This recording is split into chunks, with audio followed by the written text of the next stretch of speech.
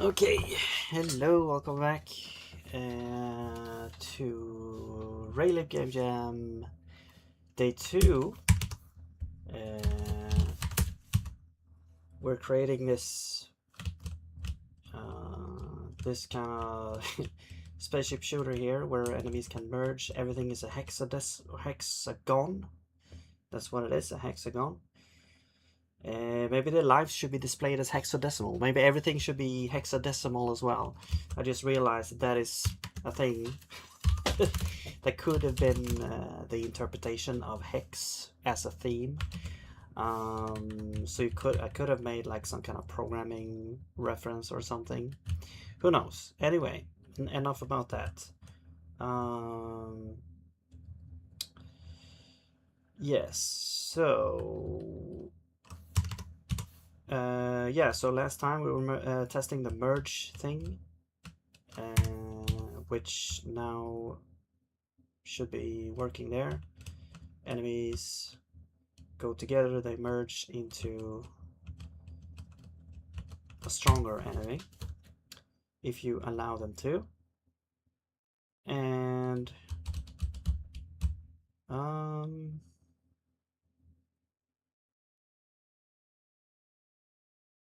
And yeah, so I got a couple of new ideas for the game as well, to kind of make things, maybe spicing things up a little bit. So essentially, essentially I'm thinking like maybe enemies could have kind of weapons that they also can an enemy has like a detachable weapon, or like a weapon kind of module that you can destroy, or if you destroy the enemy, the weapon will kind of detach and another enemy could go and pick the weapon up. If they so happen to kind of bump into it, they will pick it up and then start to use that weapon. So some enemies, because that would kind of add some variation to the enemy, so you get some more like, I mean, hopefully more like replayability and more interesting enemies. Hello Phil, what's up, what's up? Welcome back. How's it going?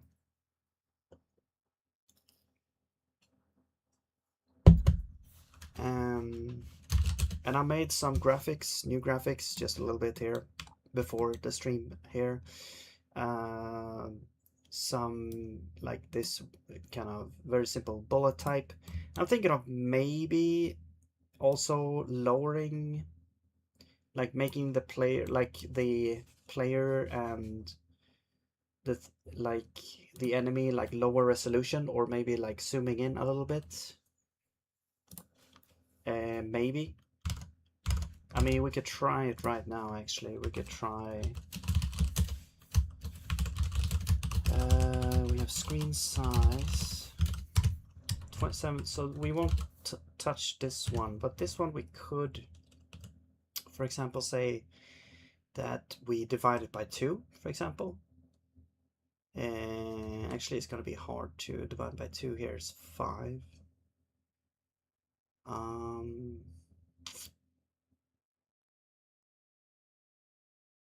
Well, I mean, I guess we could just pick something here. It doesn't have to be 720, a multiple 720. It just has to be within 720, I guess. Except this particular one is like specifically the ratio 9:16. So, and it's a 5. So do we have to divide by 5? No, okay, we'll divide by 3. That means we need to zoom in by 3. Can we divide by 3?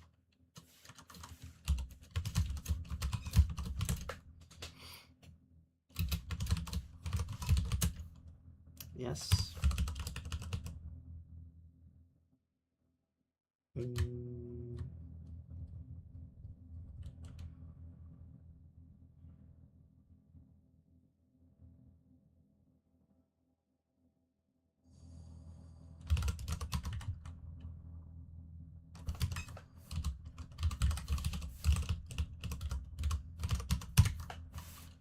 That's a very tiny resolution now.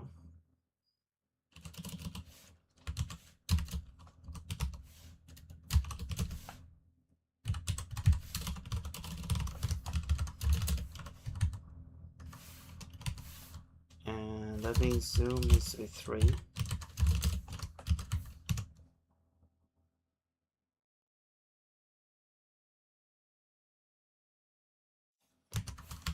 And oops.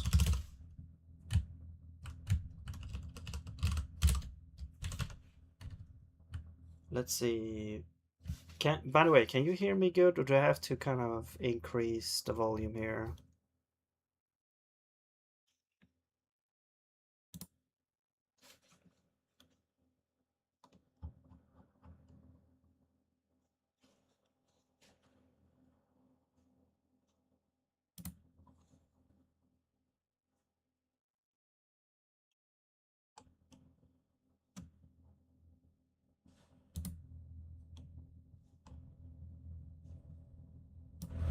Okay, how about now? That should be a little bit better. Hopefully that won't be too loud. Hello Penguin, what's up, what's up?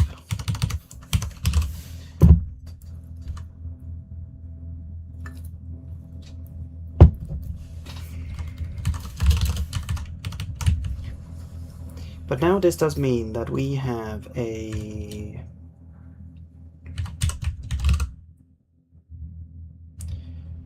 Right, so the screen size, we have the world size. We need the screen size to kind of be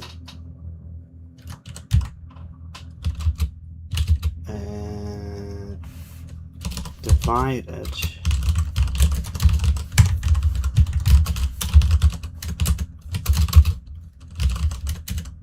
by the zoom, I think. Will that work? Okay, well, kinda. Yeah, and now we wanna basically just make like a smaller version of this.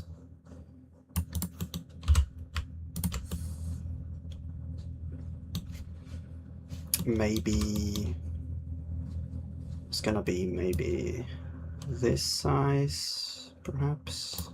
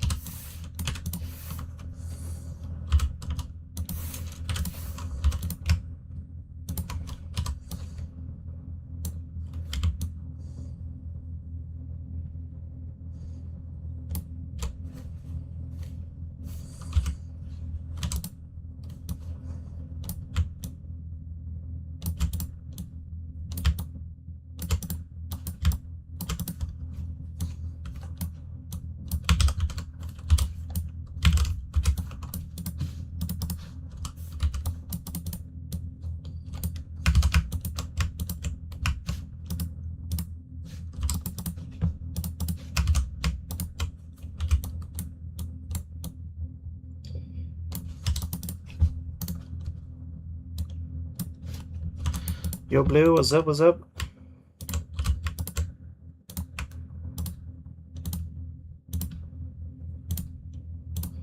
Trying to find a better style. I'm just gonna do something very simple here.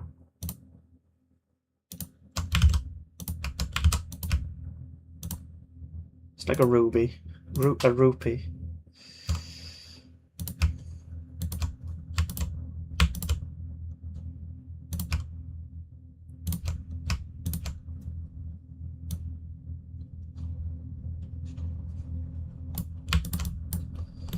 I don't know, whatever. Okay, now this is the player.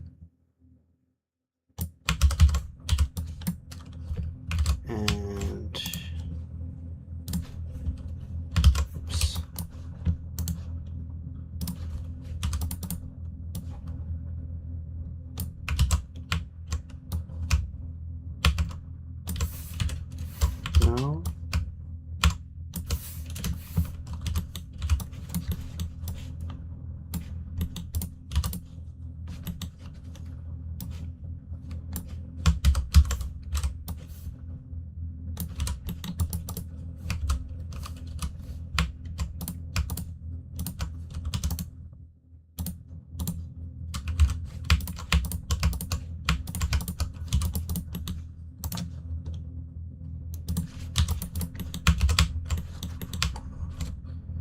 Alright, so this is the player 2974.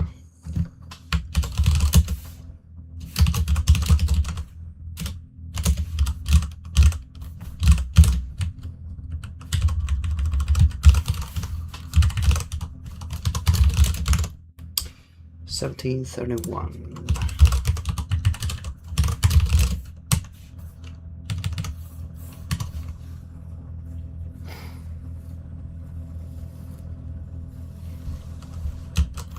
Oh.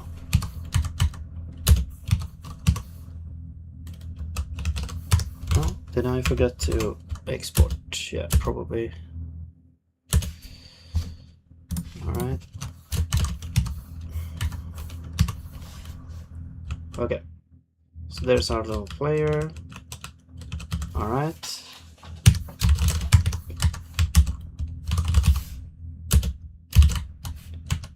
And now for the enemy.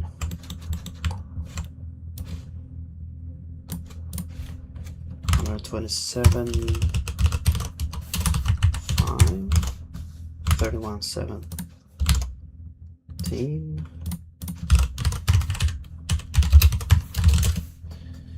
Hello. Not sure how to say your name. Wunusama. What's up? Welcome.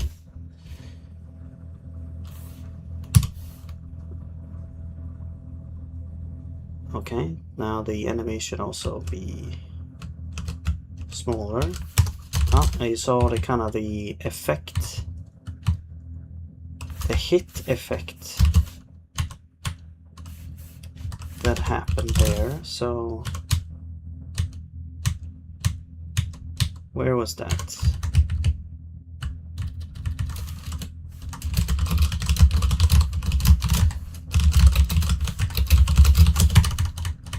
It's probably, yeah, it's this part.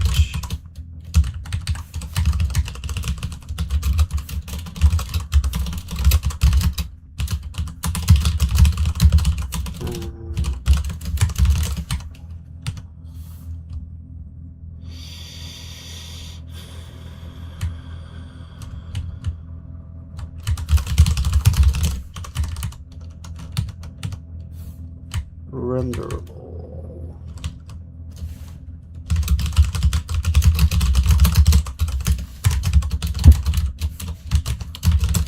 It is Osama, thank you. How are you doing? Yeah, I'm doing great. Thank you. We're making, I'm making an entry here for raylib 6.0 or 6.x game jam.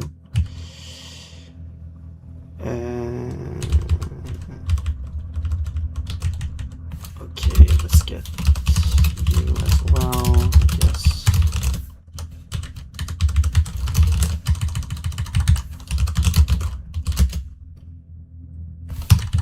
Well, are you even used?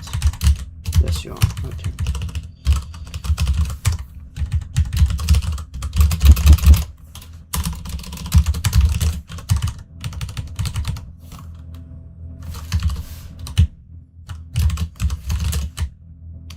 A renderable should also be constant. Alright. Cool. So, this source is this one now instead, which is 158.5.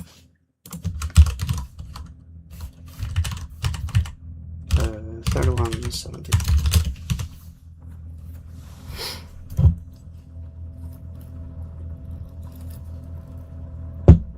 Can you hear me, by the way?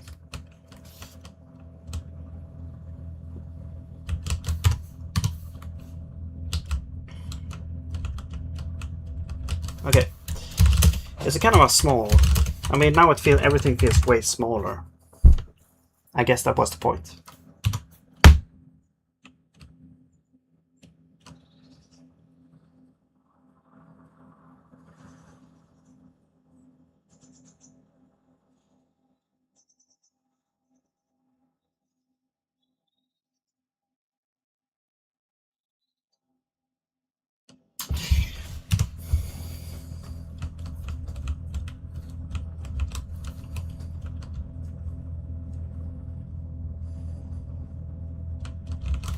Alright. Okay, so now we have to go. The problem here now is basically we have to go over here and essentially manually modify all the things.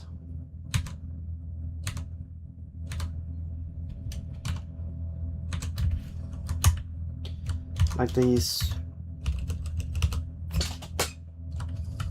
things. I mean, maybe we shouldn't like think of it as pixels, maybe as a ratio between 1 to 0, where 0 means min, 1 means max instead, so we don't have to worry about that.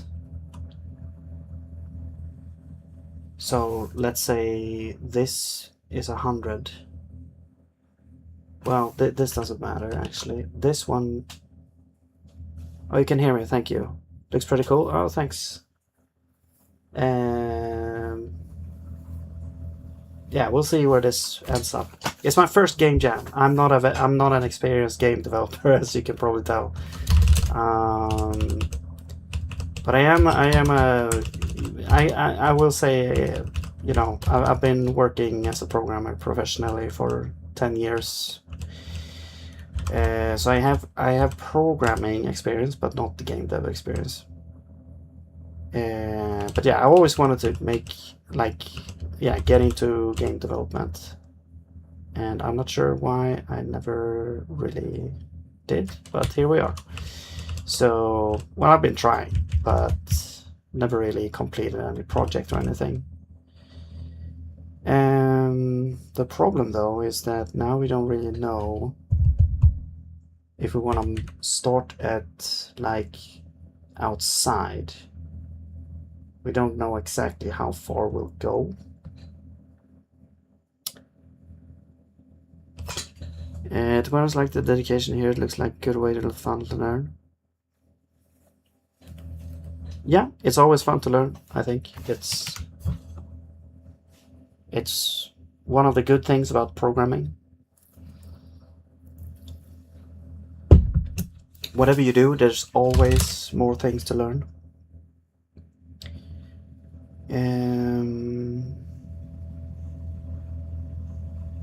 I mean, that goes for a lot of professions, but yeah.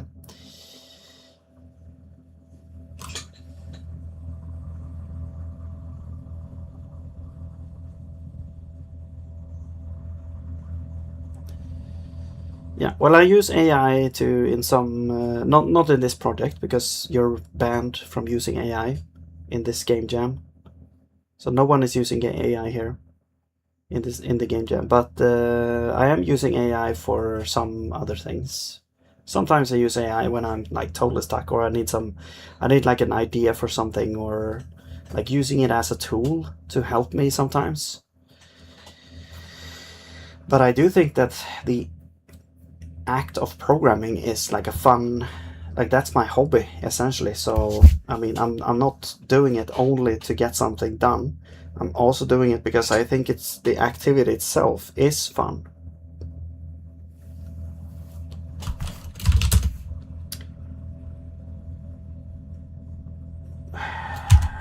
Okay, well, let's just pick something here. I don't know, 0.1.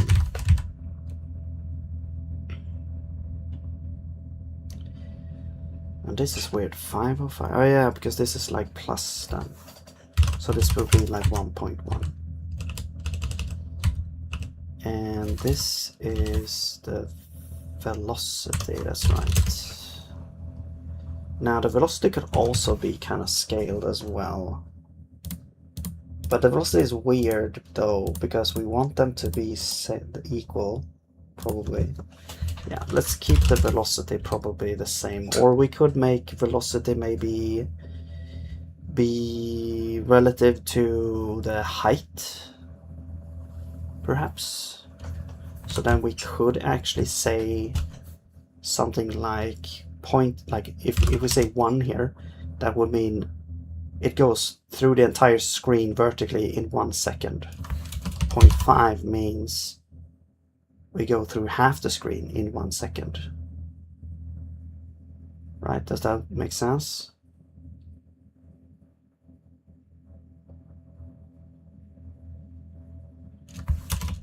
Maybe. I'm not sure. Let's keep it like this for now. And what I'm gonna do is I'm gonna say whenever we spawn an enemy, the position is going to be whatever position we get. Now the problem is it going to be scaled or not? So these are not scaled. Well, this one is also not scaled, so it's actually not scaled. Okay, so then we say position should also be scaled by the world size.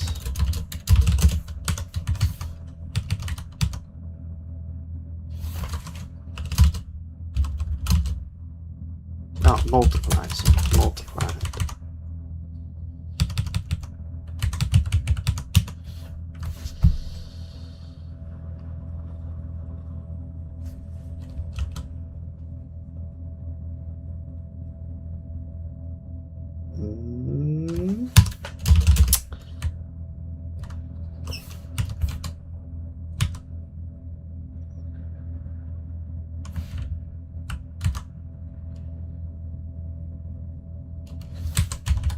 Also 32 is kind of, I'm not sure what that means. Let's just do like 0.1, because if it's like 135 in X, 0.1 would be 10%. That's okay. Let's do like 0.2. I don't know.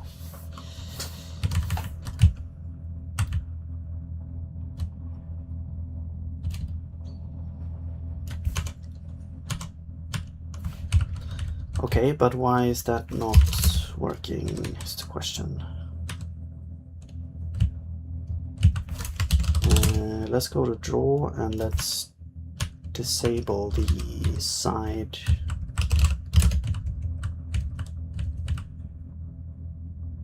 These two.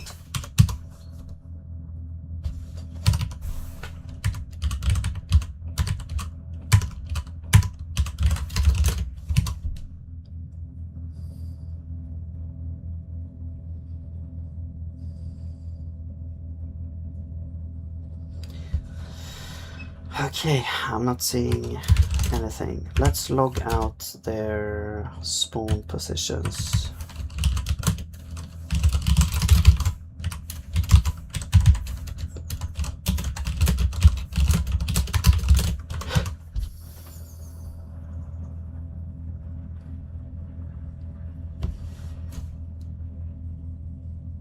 I have to wait like 4 seconds. Okay. Wow.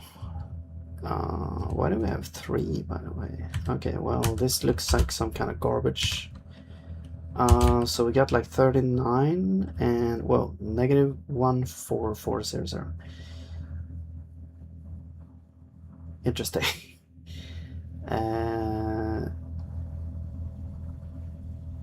So why is it negative 39? That's weird. Oh, we also add the position.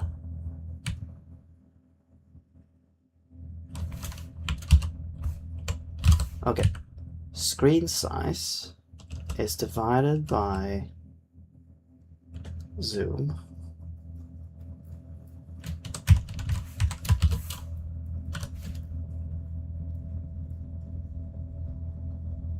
So it's smaller, right? And then the world size is the same scale, essentially. And the position there. I don't think there's anything wrong with this position, but there might be. Let's log out world position.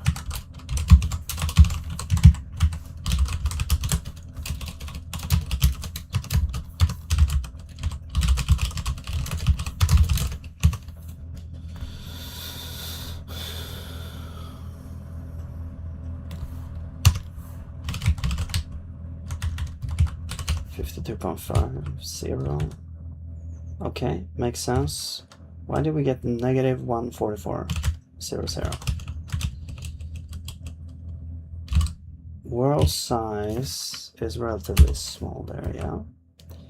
We multiply, wait. Yeah, we multiply by size. This is position before.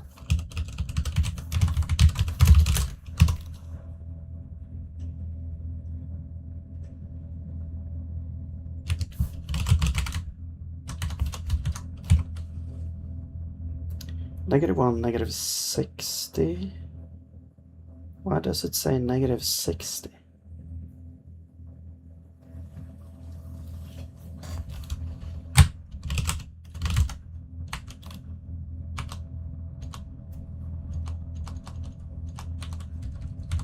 Oh, because at the back.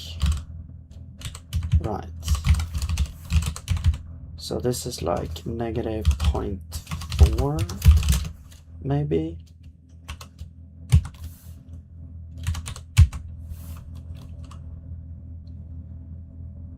.3.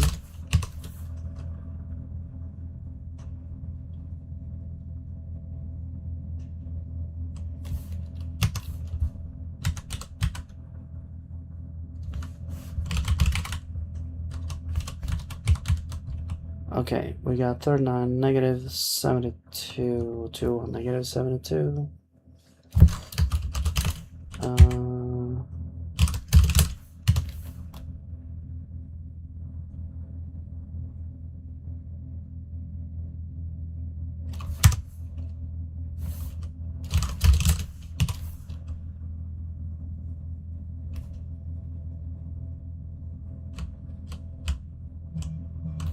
Okay. I mean, that works. We don't see them spawn in, so that's fine.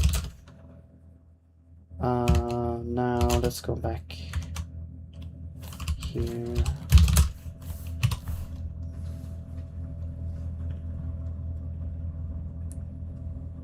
Okay. Okay, so now the merge is not really working, so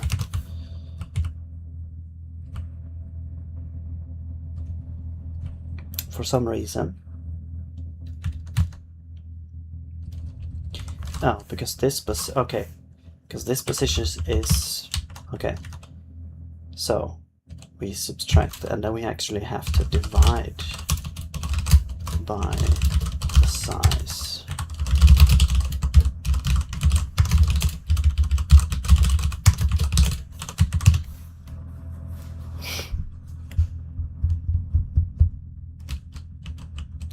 I could also make, you know,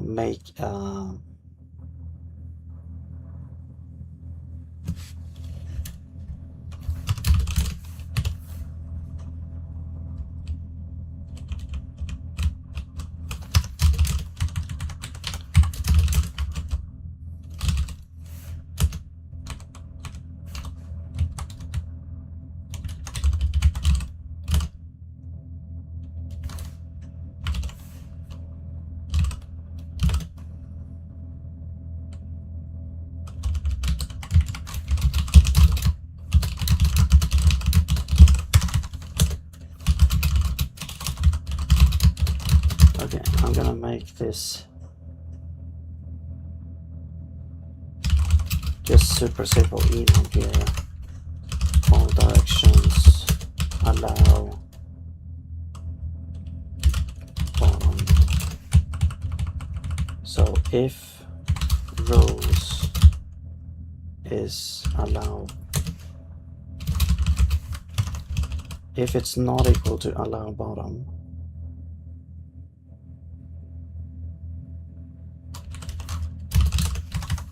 so if, yeah, no wait, this is not the, it's gonna be this one here. If top is below,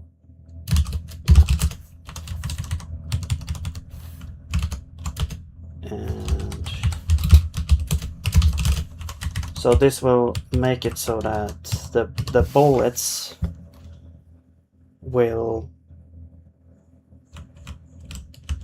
keep spawning even if they're below. Although the thing is, like, you shouldn't be able to go down this far. Actually, you should get stopped down here.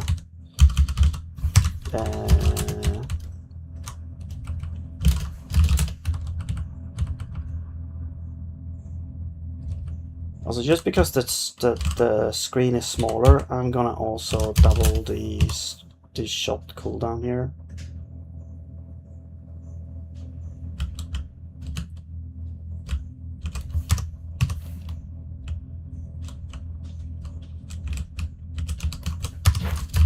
Okay, how far down should we allow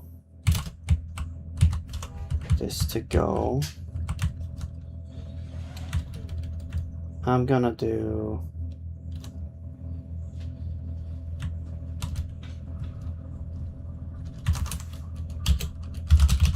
plan player to world.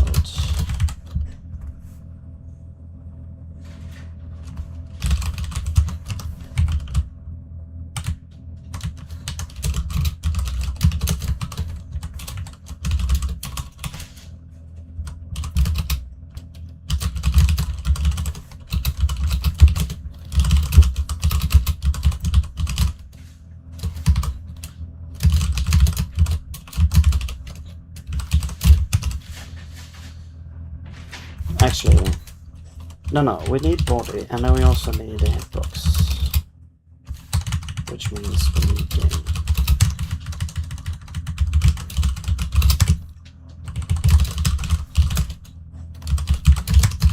Okay, and then we're gonna say if hitbox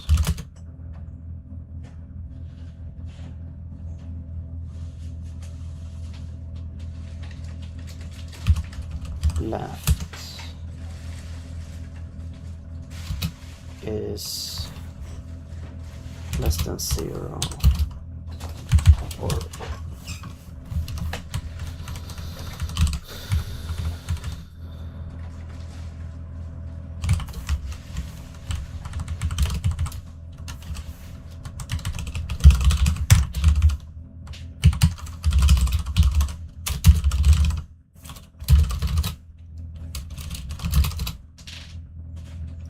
min bounce is gonna be world position,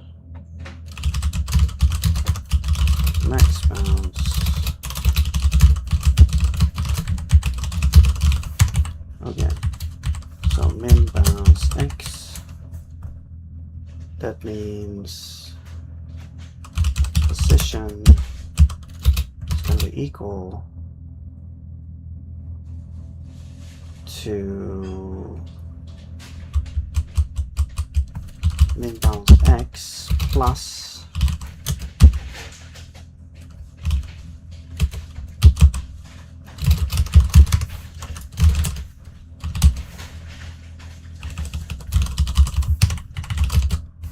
this is more than y. No, this is max x, sorry. And you're gonna be max minus half size x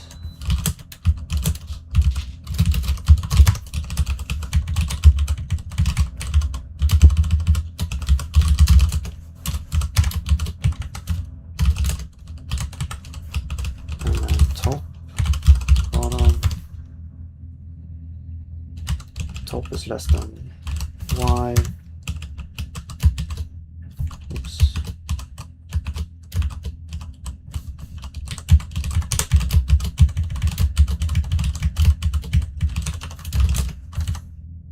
Okay. Will this work? Yeah. Okay. So now I can't go outside of the thing.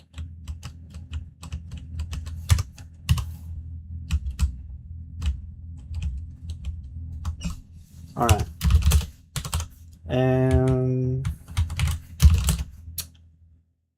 Q.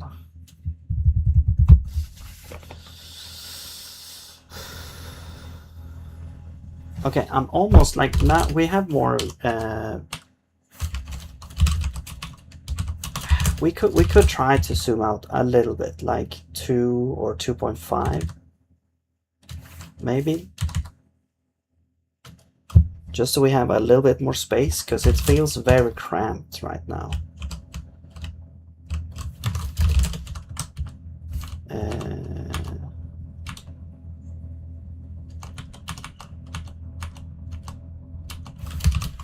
Where's our zoom here? Let's try 2. Now we need to change the world size and stuff. I'm gonna take, so essentially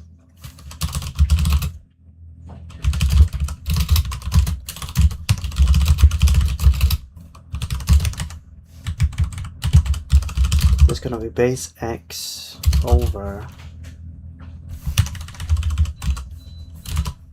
oops,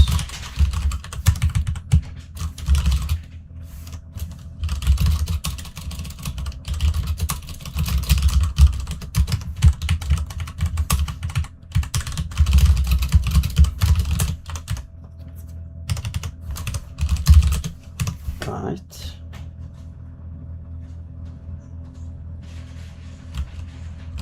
Okay. Okay, that feels way better. Cool. All right, now, great. So yeah, I think we have a good base here.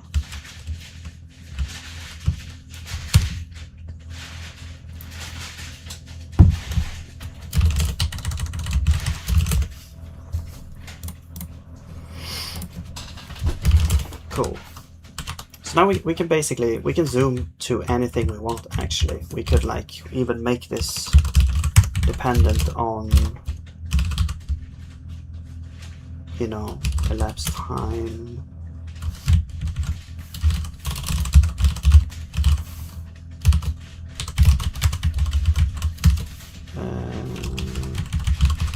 Actually just make sign elapsed time.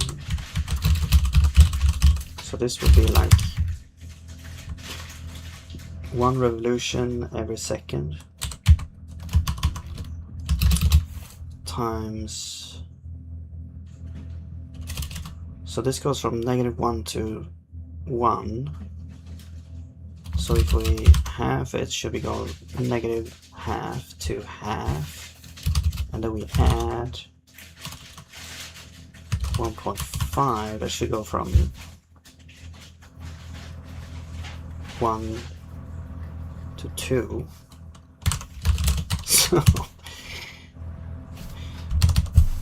So that's, and then floatcast.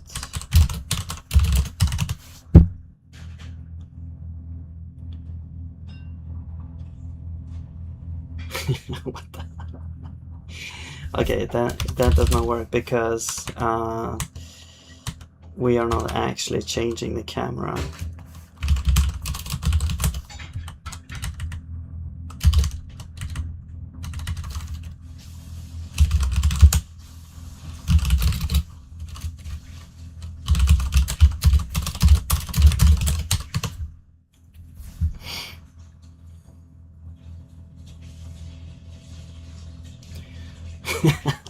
Yeah, and because the zoom is like not at the origin, like the origin is not, is like top left, so the zooming happens, like the transformation happens up there. But yeah, anyway, I was just trying it out. This I'm not gonna do that, but 2 seems like a good thing. Well, the point is I can set it up at any zoom I want, which is good, and then everything else we kind of follow. So if we do like zoom 4, zoomed way back in, then things should still kind of, you know, work, because everything's like relative. But yeah, cool.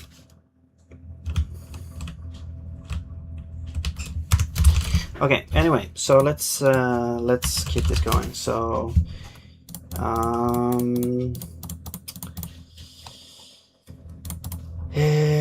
let's see. So I wanted to make enemies be able to shoot. Now, it would be cool if the enemies actually dropped weapons that you could pick up maybe and use as well. Perhaps.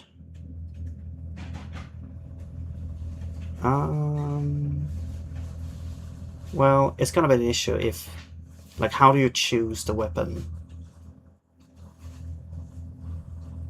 in that case? Or do you just merge it and upgrade your own weapon or something like that? I was thinking the weapons for the enemies are more for the enemies and not for the player.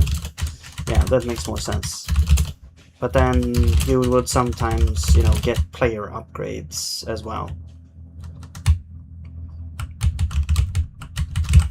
Okay, so let's say we could make...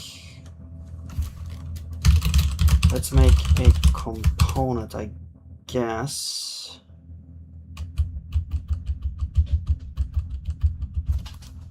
The thing is, like, we're gonna have the enemy is gonna have the weapon on them, but then the weapon can be detached on its own as well. I'm gonna call this just enemy weapon.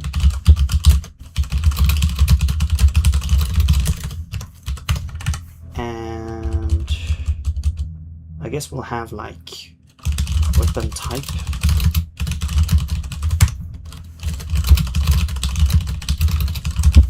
Just an enum for now. I'm gonna have just single cannon or something. I don't know.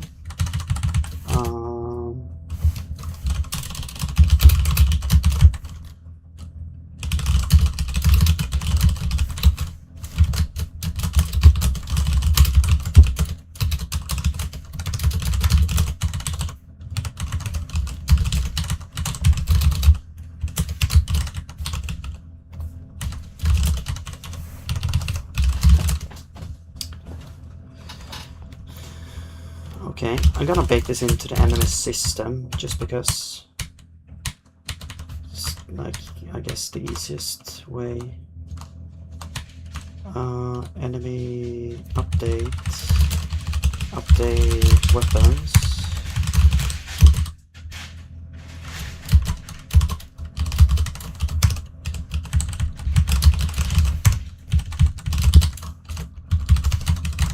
Don't think we need self here.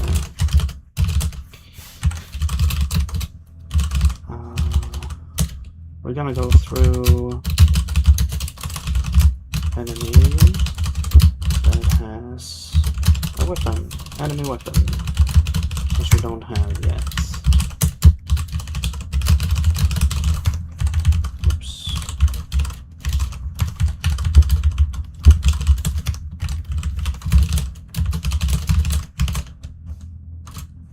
Enemy weapon.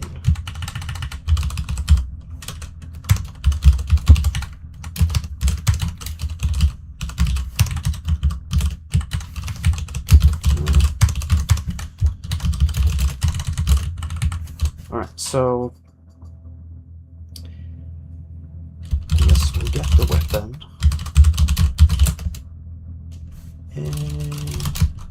Could have instance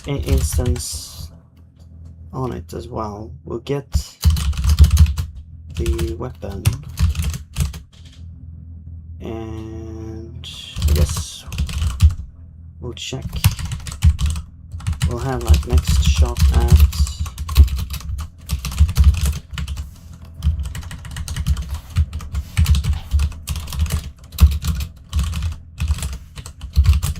Then we shoot.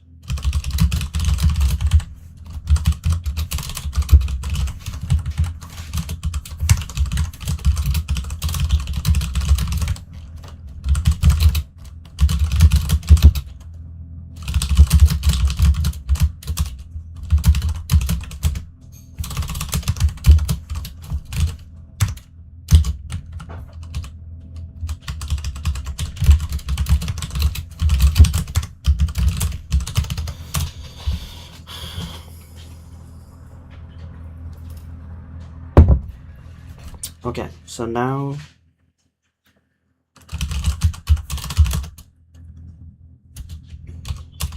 there's gonna be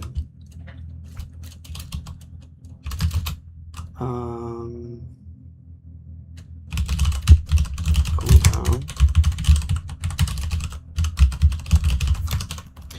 I mean, the cooldown could, I guess it could be part of the type.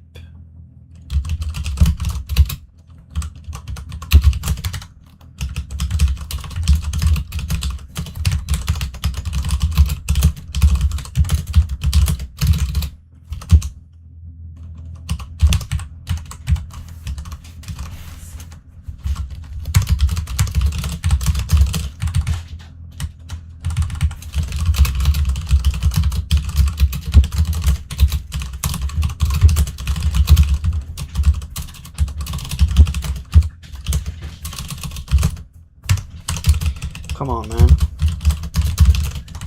Okay.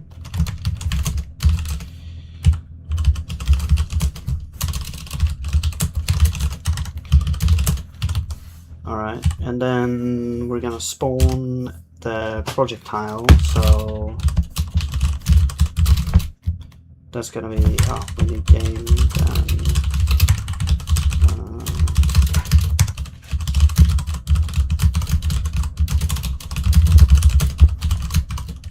position is, it could be, we could actually get the offset from weapon, and then that's like the offset position in relative to the weapon's position on, I guess, the enemy or something, where that is, and then position will be like offset plus we need the body of the enemy, the position of the enemy,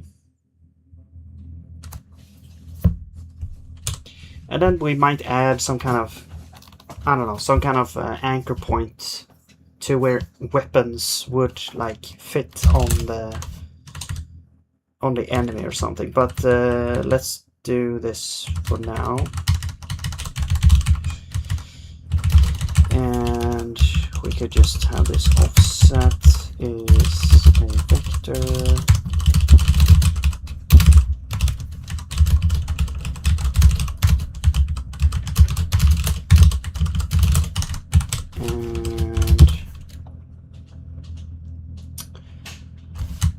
and sure, let's just hardcode it for now. I'm just gonna say 0, 0 for now. We'll figure it out later. Alright. Unique game. Okay. So we have a body. Now we need a projectile, so render ball.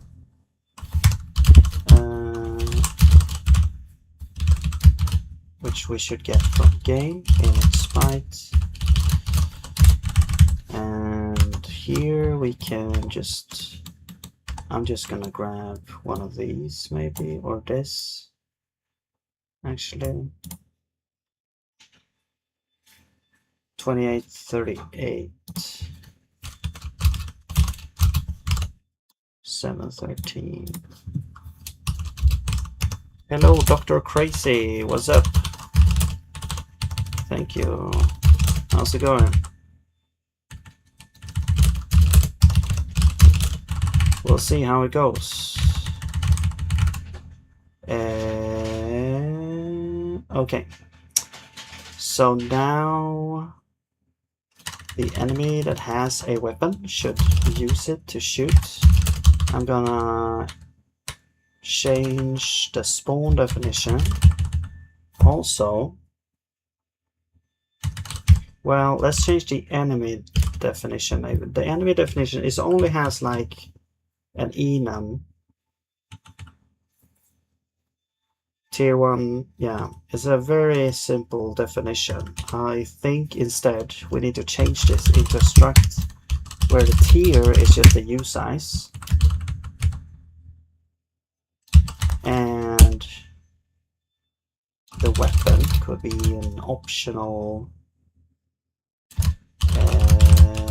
weapon type.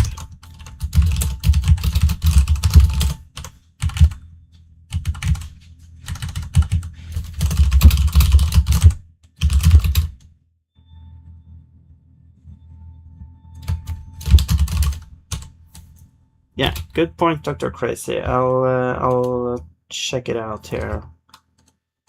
I'm kind of also like right now and kind of like in the middle of like implementing the next kind of feature. So I usually try to, you know, I can't really run the game now because or compile it now because it's going to not compile. But yeah, I usually like do like one small thing, and then once I have something I can test, I will then compile and run it to see whatever we need to fix. And usually there's compiler errors or there's like some kind of bug with the feature itself. A couple of things to iron out and then get it working. Maybe tweak it. I don't know. We'll see. No, init does not have self. It has a tier and a weapon.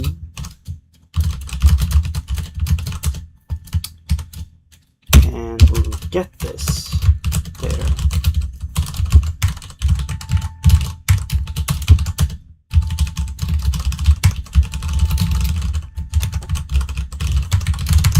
I mean, maybe it's random as well. I can also make it random because then it like increases, I guess, replayability. I don't know, we'll see. Switch on tier. I'm gonna say, well, this is actually 1, oops, 2, 3.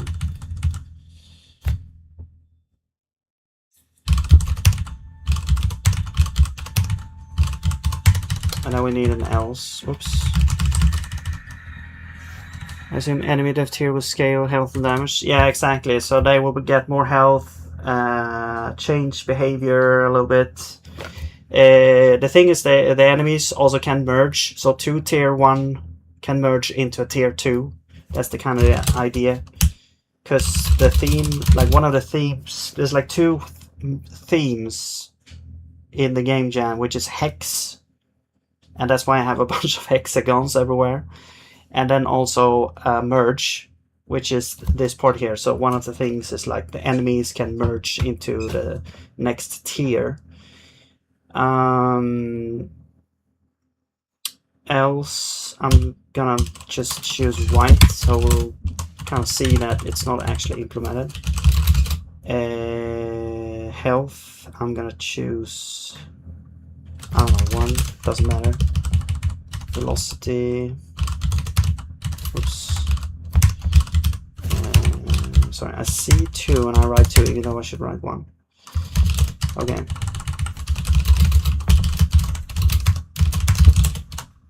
Cool. Right here.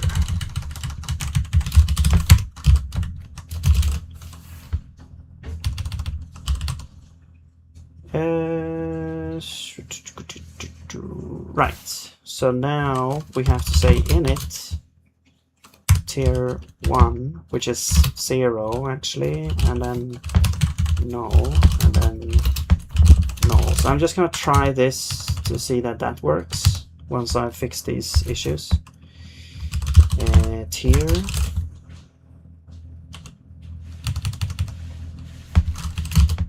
usize, right? So it's already a usize. We don't need to convert from that. Cool. Wait, what station now has no member named tier? Oh, right. Where's the tags? Yeah, right.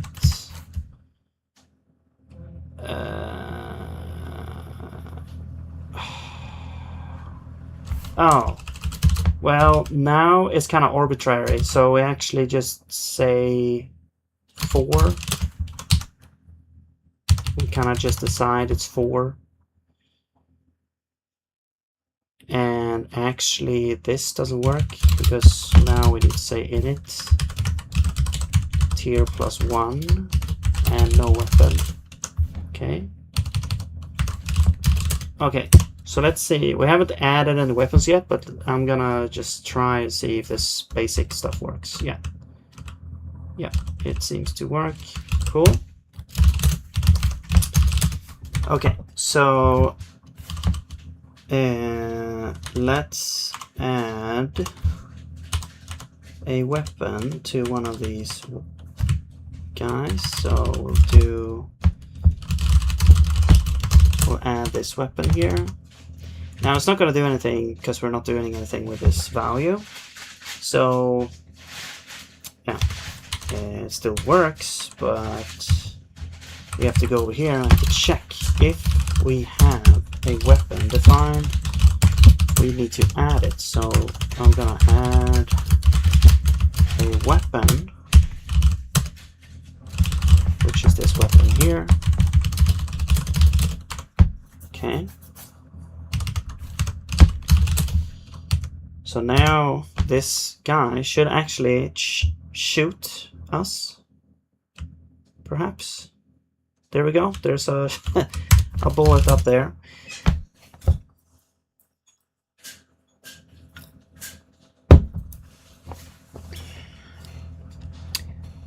Another cool idea would be slow-moving projectile which collides with another solo to projectile to create an interesting behavior like large explosion. Right? That sounds cool. Yeah, I'm open to suggestions. Thank you. Okay. So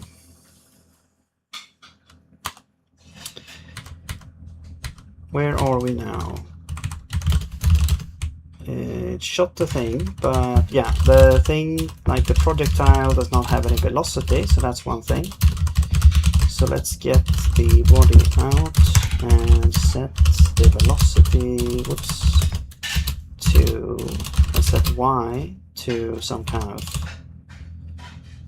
quick and sort of slow as well at the same time.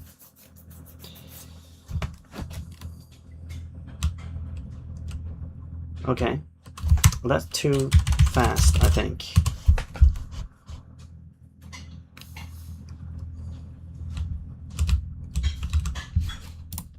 Okay, that's better. Now we have something to kind of dodge there. Oops, what the hell happened? Cool. Great. Let's also get the sprite as well, because I want to change the tint to have the same color as the enemy. So this is going to be, now we actually need the enemy component, which is going to be context get enemy. And so this is going to be enemy tier. Wow,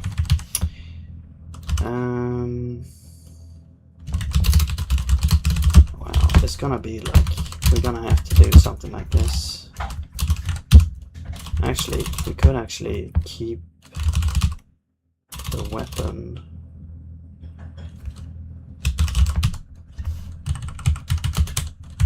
And then what I want is, I want the tint of that. Okay, so now the tint of the bullet or the projectile that the enemies shoot are the same tint as their ship as well. Cool.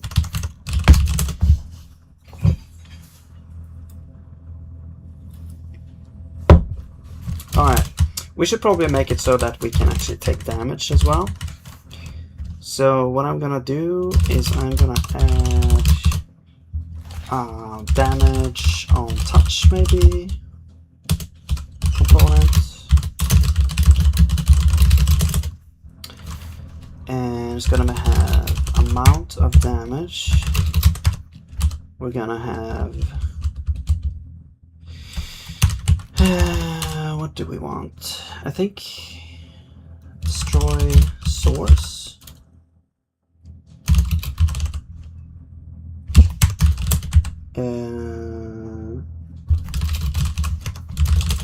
Destroy source, which will if destroy on touch, so it's gonna be destroyed when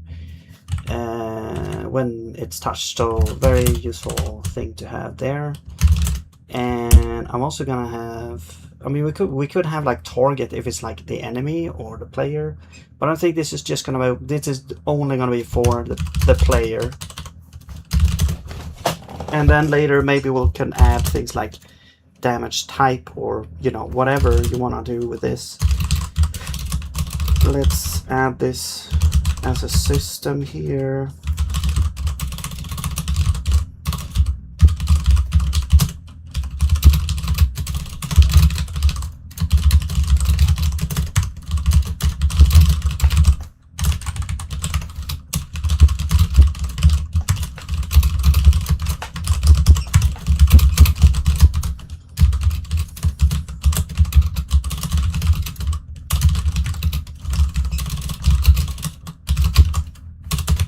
Come on. Okay.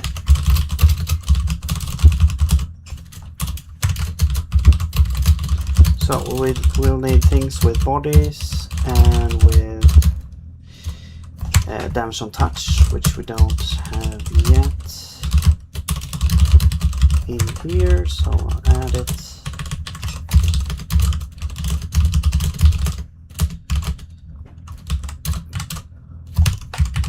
Man, fat fingers are messing me up right now. Okay, there we go. Wow, that's happening. We do things.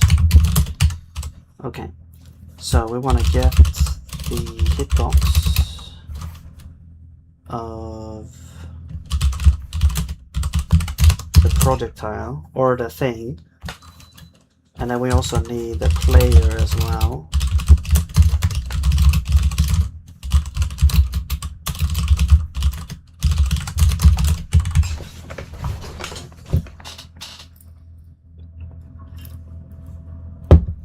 Does the projectile carries damage value with it? The way I'm designing it now, yes. It does, I mean, well, it does carry with it, but it also could be inherited from the enemy, so we could set it when it's shot. But the thing is, like, I don't know if we're gonna have different amounts of damage, or if it's just gonna be one hit kill every time, like for the player. Like, you take 1 damage, or potentially maybe you have a shield that takes X amount of hits. So I'm not sure if there's gonna be different amounts of damage. It's just gonna be a classic, you know, spaceship shooter, shoot 'em up thing. So if hitbox collides with player, then the player should take damage. So we need to play a component. So player, and player should, or yeah, player should just die at this point. I'm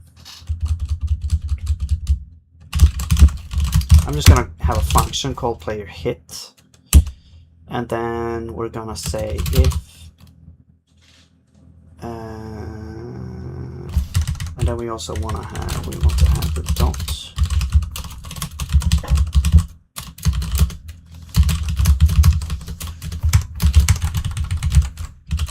If destroys source, then we destroy the context. All right, or the source there, yeah. And you, oh yeah. then we call hit, and I guess we could put the damage in here. I don't know. As I said, I'm not sure if we're gonna have damage, but yeah. And then it could also be damage types, because maybe there's like an enemy that has like a super laser or something that goes through shields or something like that. I don't know. Like I'm not sure how advanced this is gonna be, because I don't have a lot of time to make stuff. But I'm gonna try to add as much as I can into the game.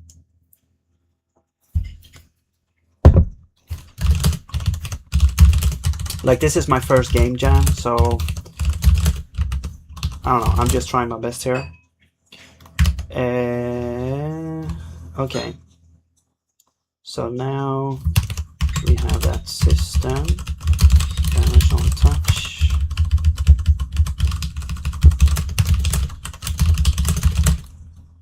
And I now need to actually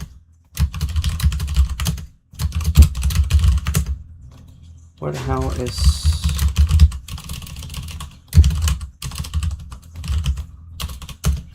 this? Oh, here. And update. It's gonna happen during gameplay, of course. It's gonna happen sometime after physics. We could have it happening over here.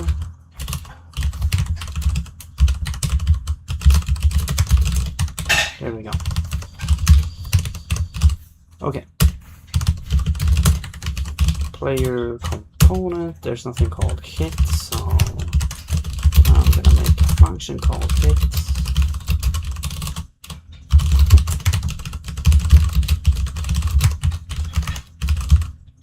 Okay, and essentially, I mean, we probably want to have game here as well. I guess we could call hit and then have a bool if we died, or some kind of event that goes back.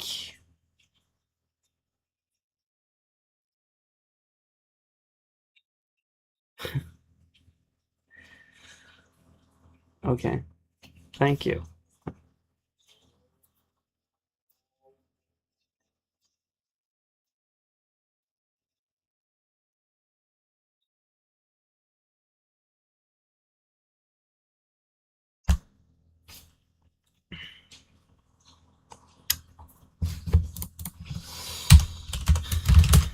Okay, so let's see.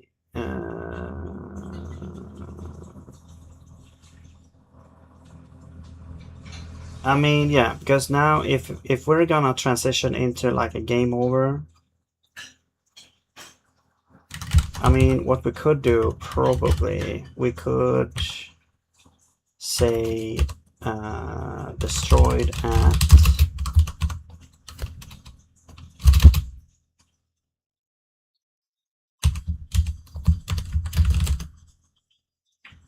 or well, it could be an optional, and we're just gonna say destroy that. Let's just get game in here.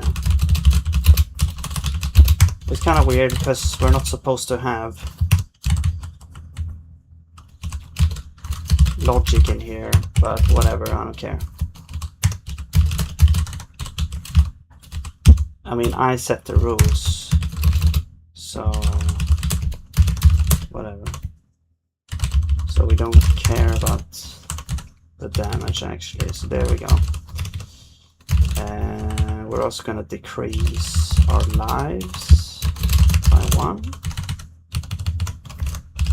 Okay, and then what this is going to do,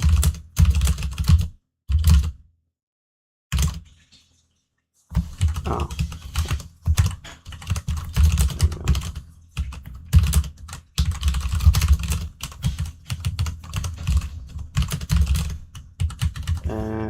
is that if we are destroyed,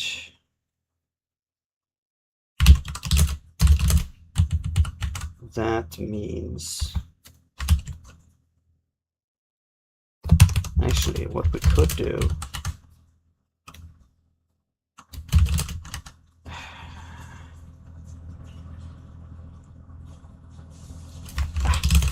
let's just do special here. Draw render levels. Draw well.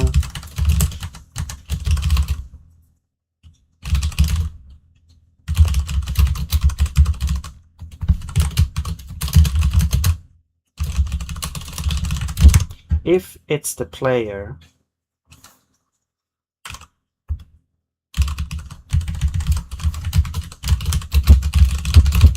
we got a player component.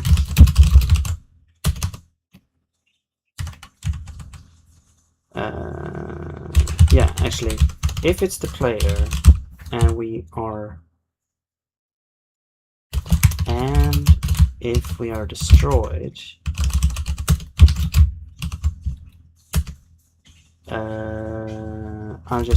I'm gonna continue. So then we are basically not showing the player.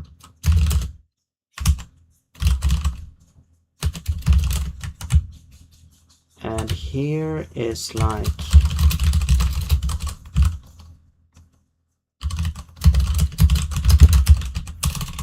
yeah, this should always be the player. If the player destroyed is not equal to null, then we should just return.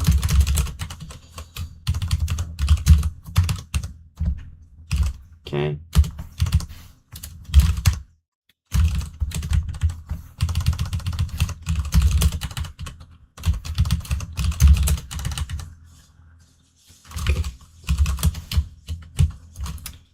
And now we can also add damage on touch. And yeah, by default. There.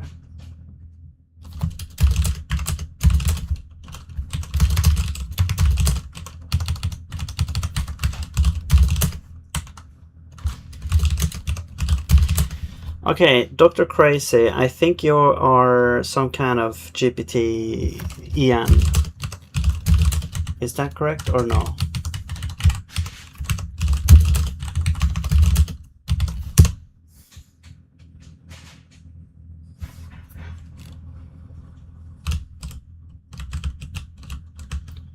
Okay, there we go. Boom. Still shooting. And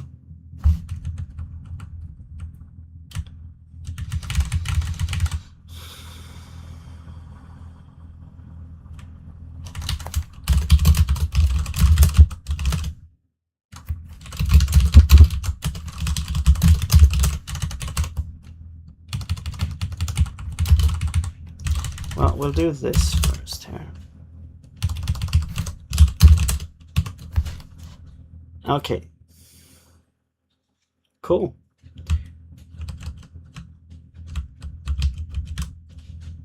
Okay. So also we should like transition into,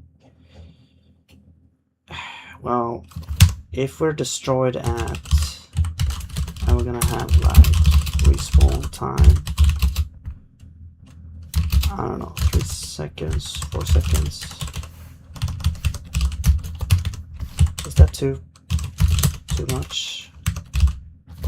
It's gotta be some kind of explosion animation, and then you're back with some kind of invincibility thing.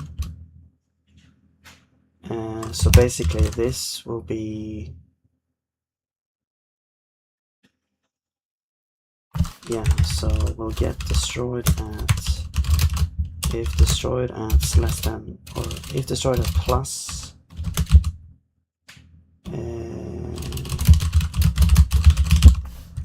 respawn times less than or equal to elapsed time. Then we need to respawn. So we'll respawn. I'm gonna set this to null. And yeah, I guess that's it. Just gonna set this to null. We will also return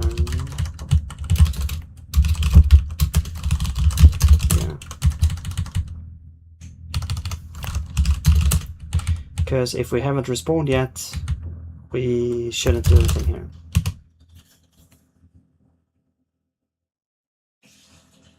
GPT, you've used it, but you distrusted technology. Interesting.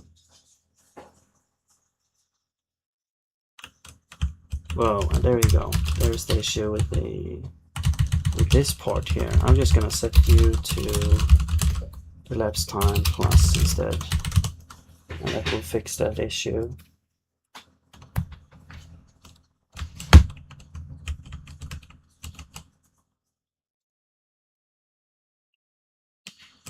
Cool. And alright, so let's go to enemy.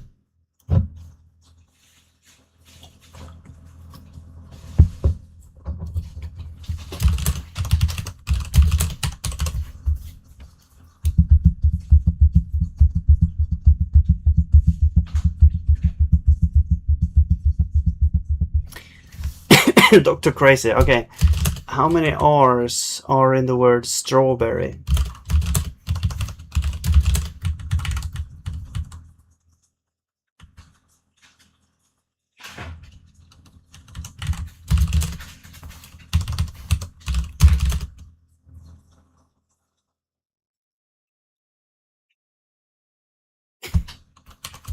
Alright, thank you for the tip. It's a floating number, so I'm not sure how good it will be to use a modular there.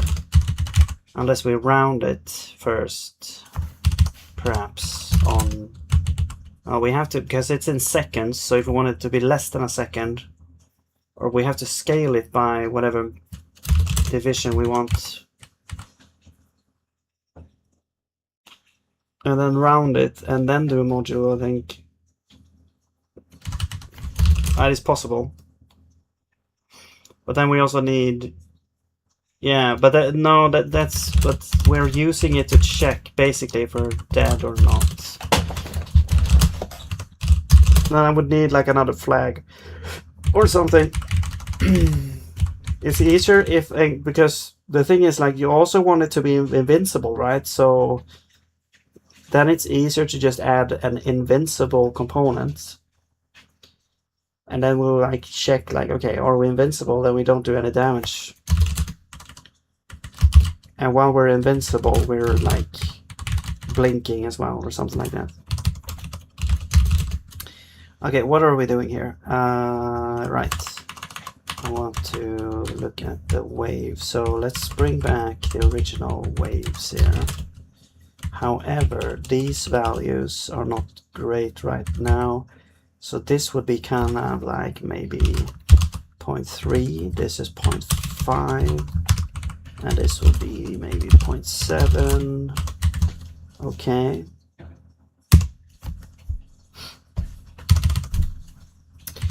Oh, and now we need to...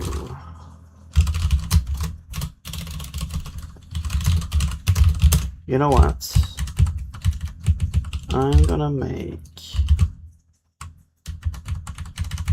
special init functions here. So init, so no weapon, tier,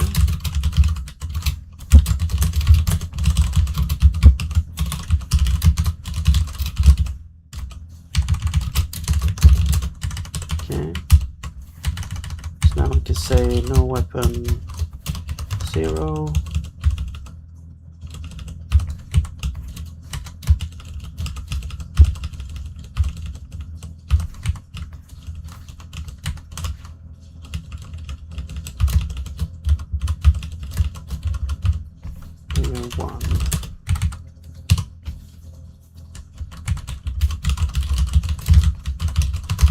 Add a weapon to this guy. Actually, let's add a weapon to the first one here.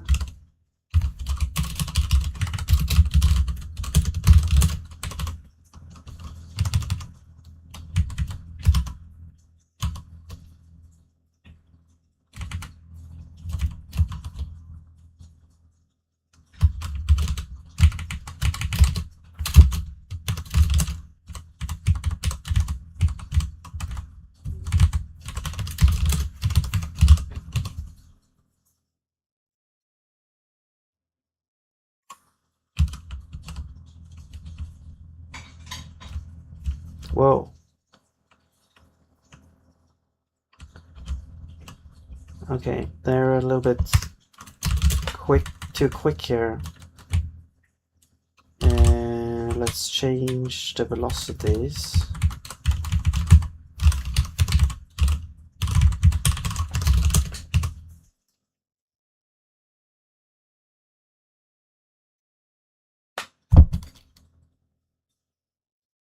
Okay, good. You passed the test, Dr. Crazy. Maybe. Because it did. They did like enhancements.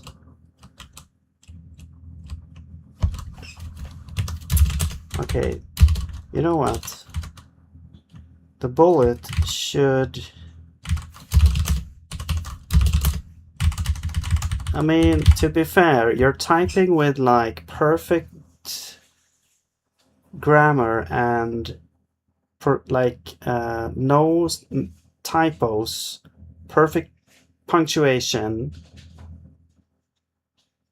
and you're kind of talking like an AI.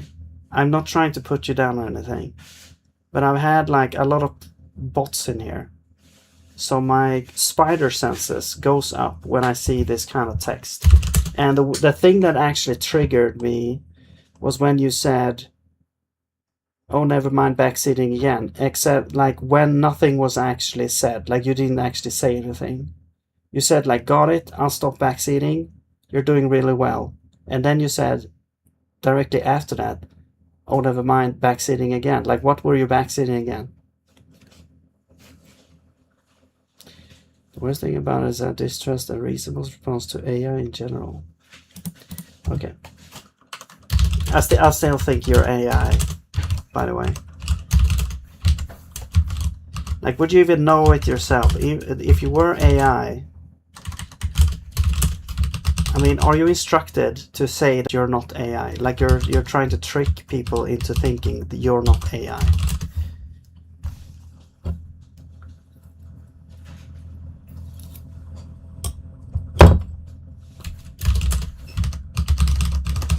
We have to come up with some kind of scheme or some kind of trick that you can say to an AI to have like a guaranteed response and guaranteed interpretation of the response to make sure to say that to definitely so that we can say that you're AI or definitely not AI.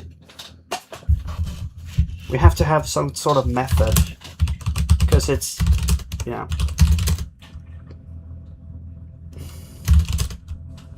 Lol. It's a little bit disheartening, to be honest, like when someone comes in and like, oh, I really like your stuff, and then it's like, it turns out it's just an AI.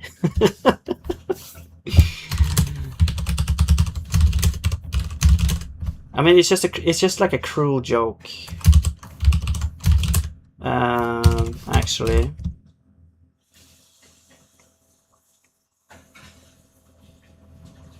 I don't know if it's some, like, who is sending out these AIs to be like fake optimists? Okay, maybe I'm digging myself into a grave here. I don't know.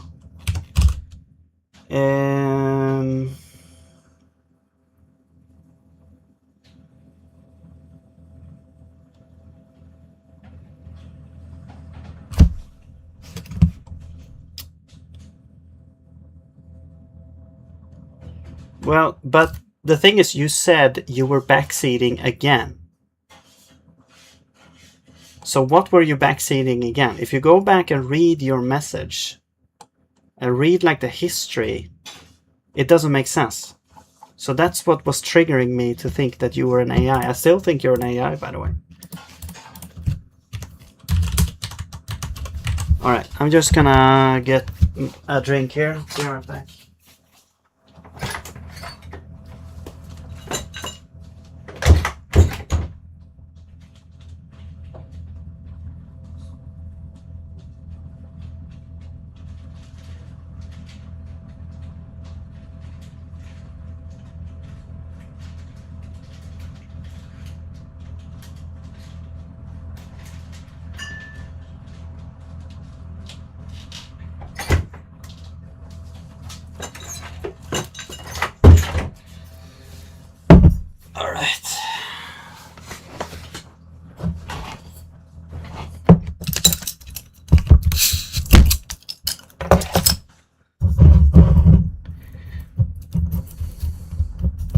Only an AI would say that, Dr. Crazy.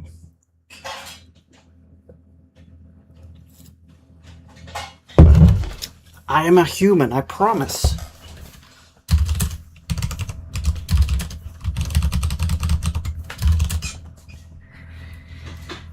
Okay, you're distracting me. I'm gonna be cruel against you.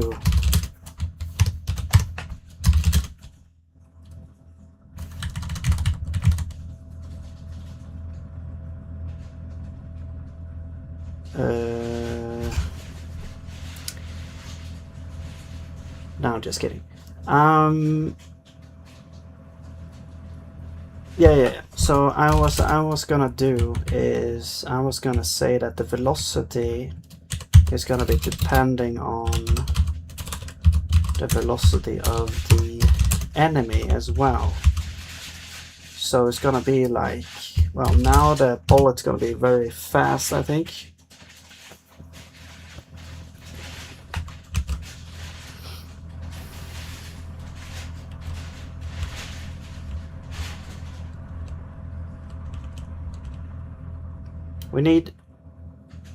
We need an explosion animation. Whoa.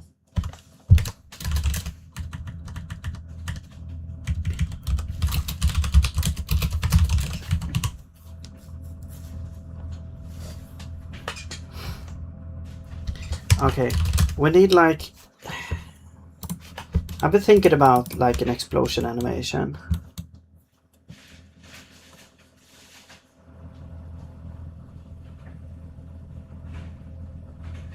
I'm just gonna break the rules, like, because up until now the only shape in the game are hexagons. Do I want to break a rule? No, actually, we can make a hexagon shaped explosion. Like, we could take this thing and expand it, and then I want to take like a couple of like shards, like these things. Like, let's just make tiny shards, something like this. Okay, and essentially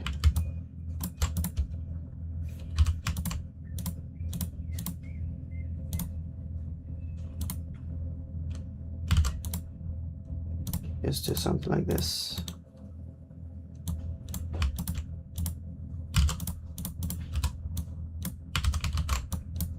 Oops, what the hell happened?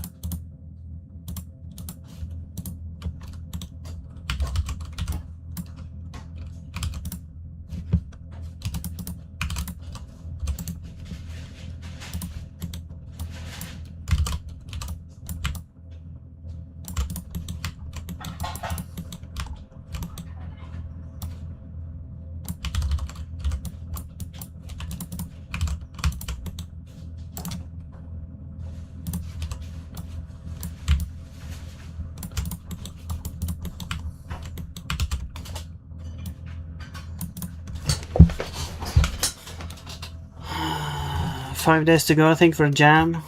Yeah, I'm not confident at all. Like, especially from seeing like other people's progress already. I'm like, I watched the Discord and Raylib Game Jam. People sent like, you know, videos already first day, and it already looks like a fucking completed game.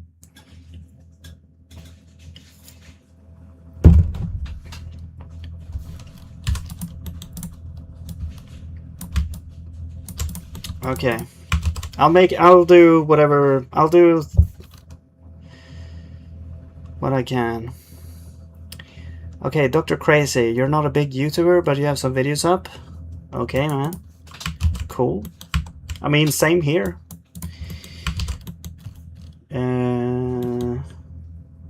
Alright, we'll start there, I guess. It's not gonna look like how I'm thinking it in my head.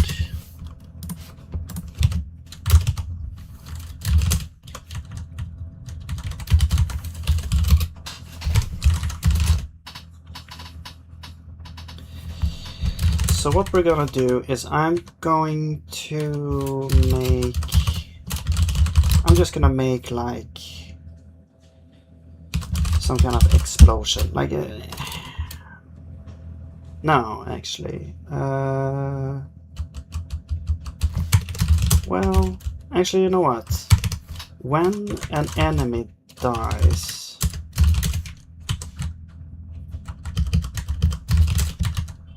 here, we're gonna spawn an explosion.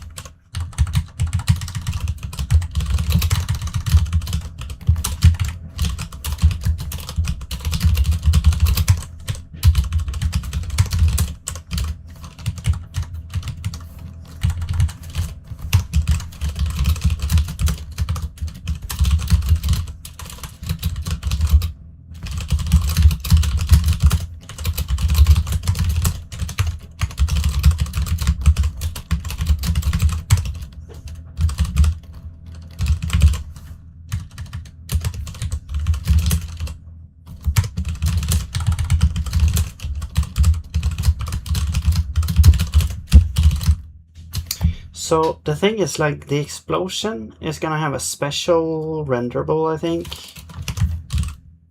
It's gonna have, like, I'm just gonna call this explosion for now. And it's not really gonna have any,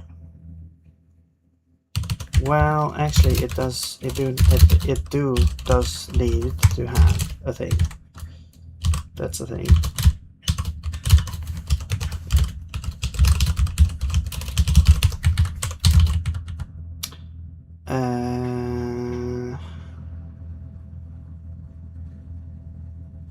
Actually, could probably have a color.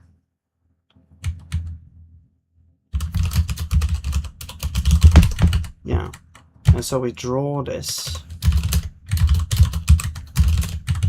size. Thank you, Phil. You're only competing with who you were before the game jam.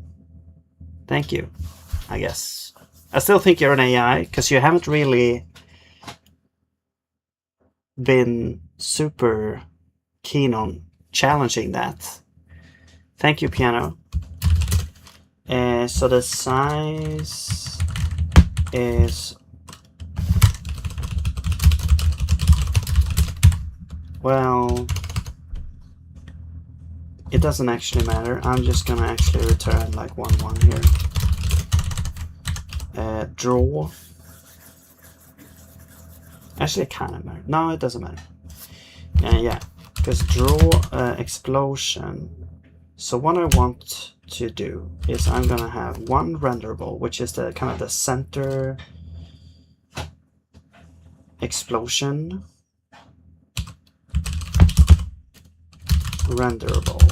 Is gonna be a renderable init sprite texture. Oh shit, we don't have this.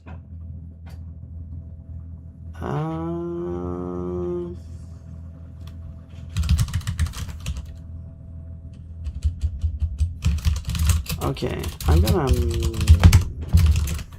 do center is a renderable, and we're gonna have shards that goes out. So we're gonna have like shards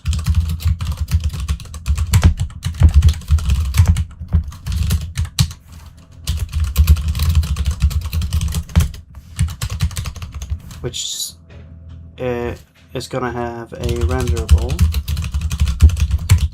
and it's going to have a velocity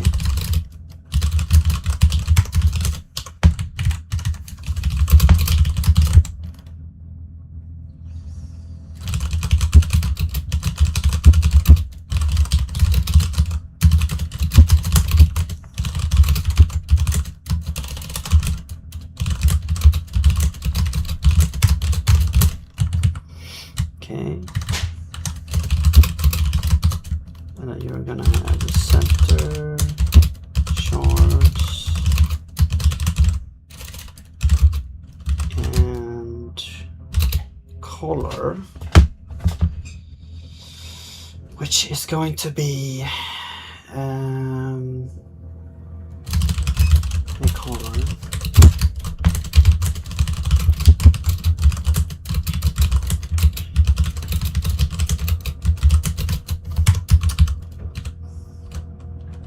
God damn it, why is it? Okay. Now, we're gonna draw the center at this position. We are going to say, actually we don't need a color because it's already embedded in the things. Okay. Here we don't need you. Alright, so we draw the center, then we also draw the other things, but we do need to have their things happening. The thing is though, there's no concept of their velocity, so that's the issue here. So actually these need to be like their own things. So we don't actually need this, is what I'm trying to say. I was thinking like I'm gonna make a super custom thing, but I'm not actually gonna do that. I'm just gonna make, this is gonna be the center. Okay.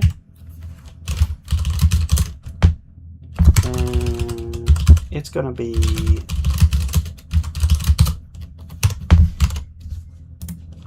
this one, which is 158.5, 3117. I'm pretty sure. Yeah.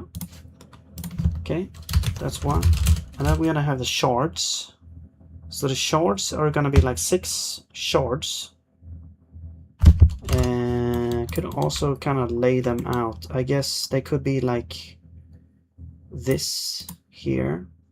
It's like 5 by 6. We move this over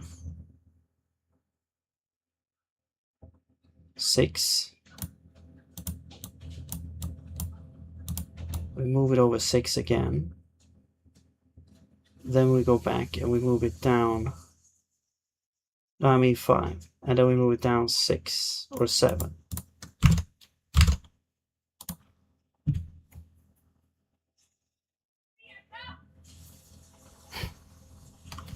Yes, Dr. Crazy. Like, yeah, just the way you're typing.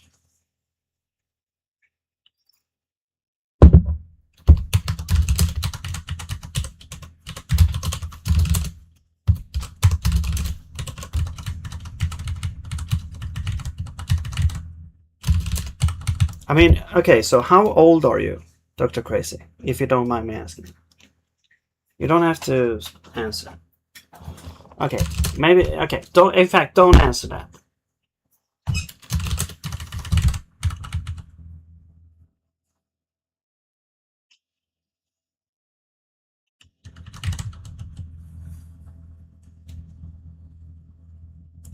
Have you played like Musha?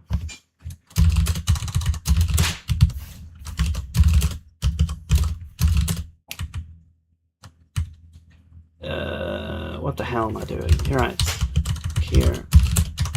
So, okay, I'm just gonna do this. I'm just gonna make each shard. Shard 1, shard 0.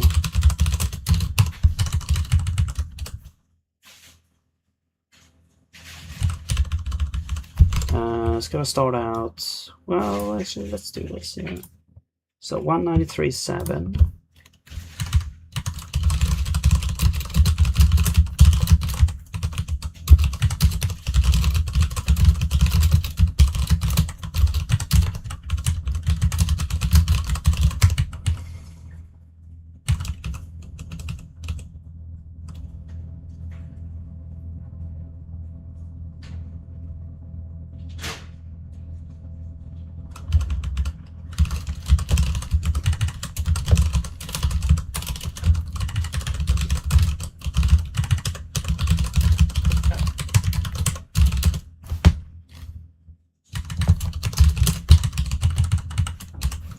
and then cursor dot x plus equal to 5, and then we're gonna have the next one, short 1. Oh, actually you're short 0. 41.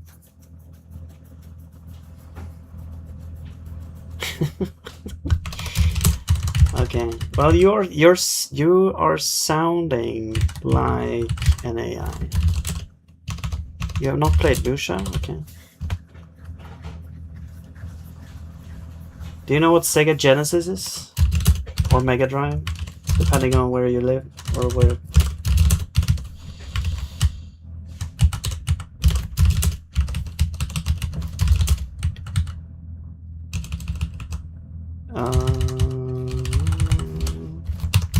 Okay, and then we have short 2. We have short 3. So now actually x should go back to 93 and y plus equal to 6.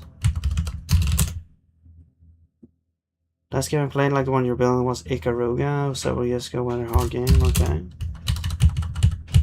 Yeah, I'm not sure if I like the bullet hell games, because then they make everything about a screen filled with bullets, so you don't actually see anything. I don't know. I don't really like those kind of games.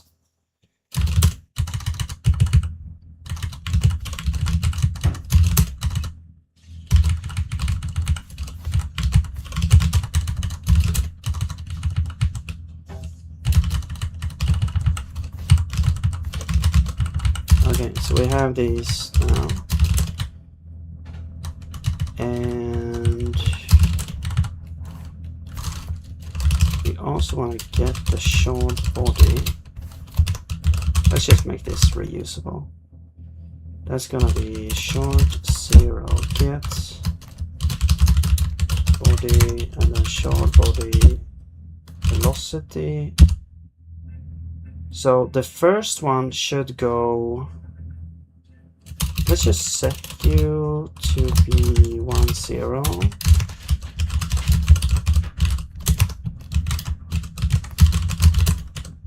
Oops. And rotate.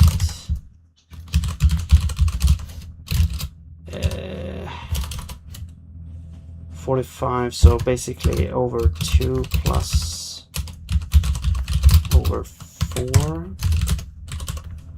Maybe a little bit less, but I will start there. Okay, and then we'll do U will be over 2.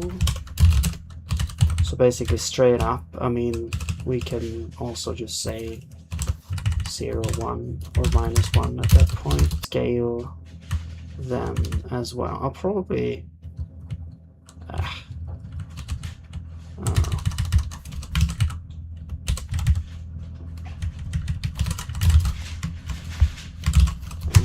and here we'll do just 45 degrees.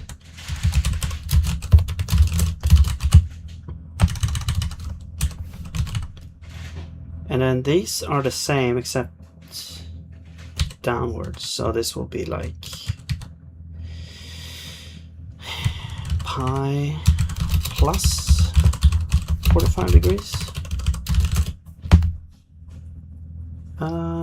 Yeah. And then I mean, essentially we could just do this.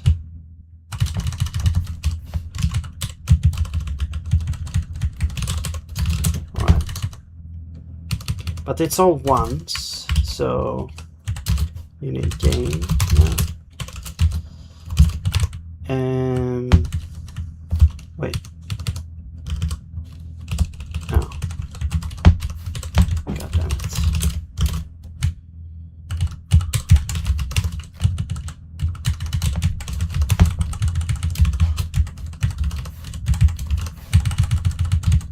I I don't understand why it's not coercing to float, because it's like pi is a comp-time float, right? I guess it's like ambiguous if you want to truncate or not. Like, I guess that's the ambiguity there.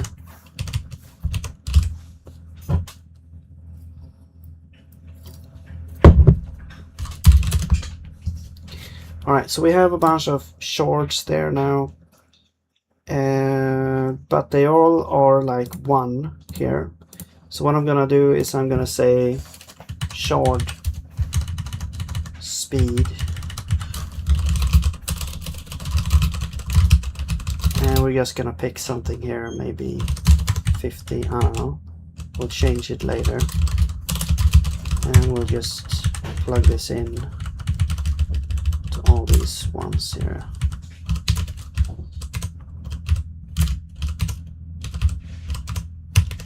Okay. Cool. So now the enemy should spawn this explosion whenever it dies.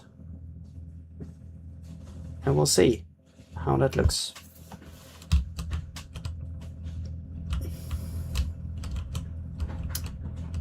Okay.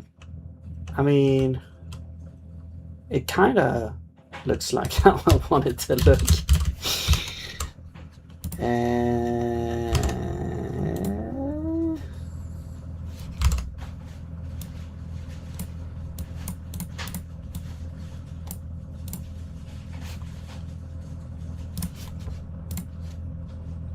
Maybe, right, I think these need to be like the other way around for Y actually.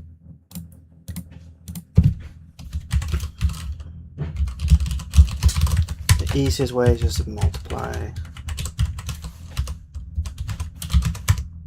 like that, maybe.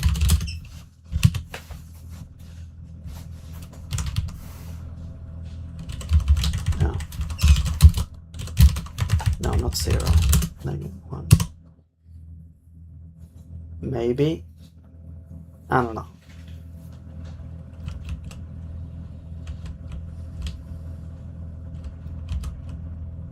Yeah. Okay. Or I can adjust the rotations, but I just don't care. Yeah. I mean, this is just happening once per enemy when they die, so it's not really a huge deal.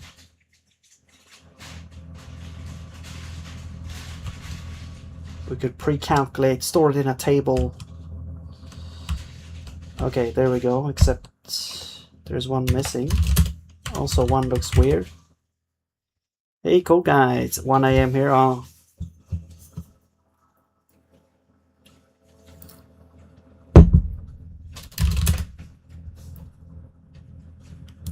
Sorry about that. I'm streaming at a different time. Yeah, I wrote in Discord as well. You might have missed that, but I mean obviously, but basically this week and next week I can only stream on the evenings, and so that's the thing. Thank you, cool guy. I mean, let's see.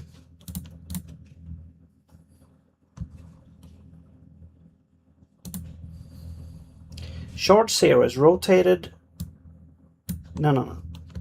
Short. Oh, this is already minus. Okay, so the U we don't need to multiply. Okay.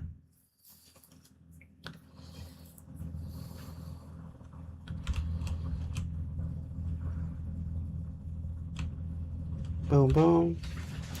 Cool. So what I'm thinking is, well, first of all, these need a little bit more speed. And then I'm going to say, oh, you streamed? Cool. You're learning Rust. Nice. Are you gonna make games in Rust, or what are you gonna make? Is it difficult?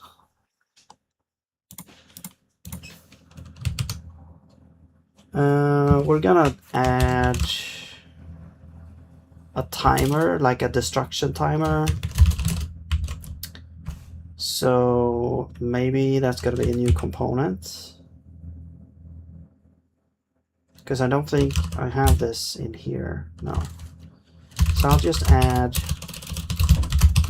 destroy components, destroy at.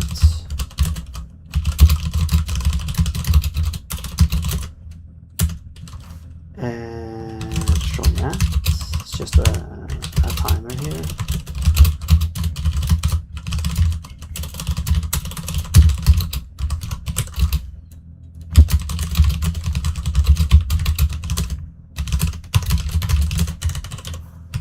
Alright. And then we're going to have destroy at systems.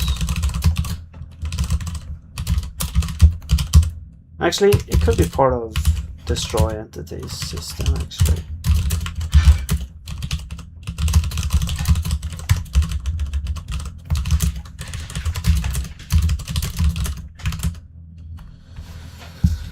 Okay, so we can do this here. We can take an iterator, game as an iterator.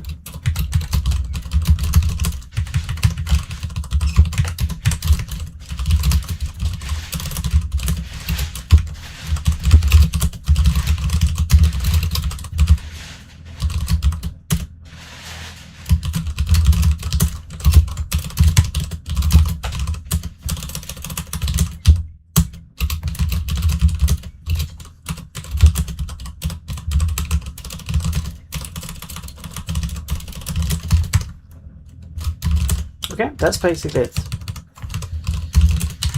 And now that should work, and then we can go back here, and we should add like a destroy at to everything here.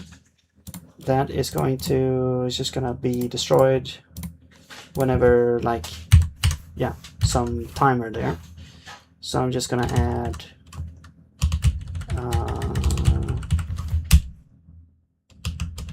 that destroy at.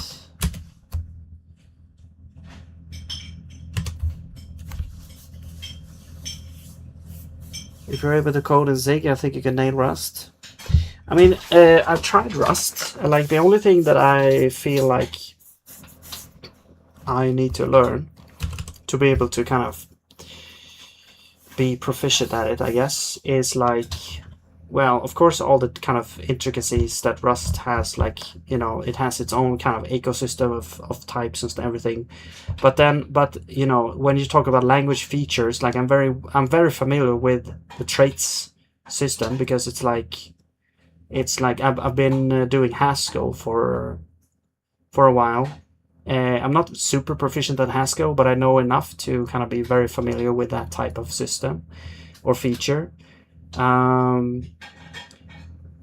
But then, you know, Rust, it's the borrow checker. It's like the compiler rules that gets me. Like, when you're dealing with async stuff, or yeah, things like that.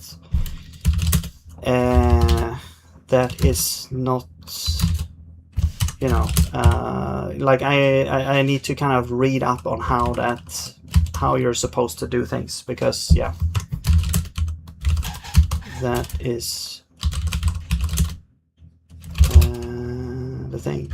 Short duration.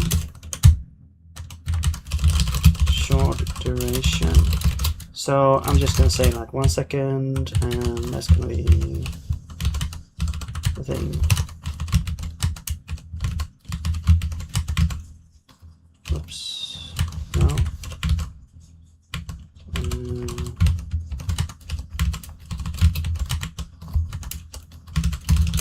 Okay. Now there seems to be an issue with maybe y here. I think this needs to be 7. Yeah. Okay.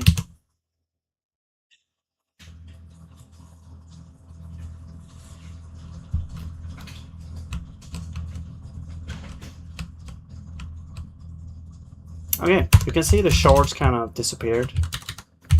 It probably needs to be way less here though, and maybe yours should be 150 or something.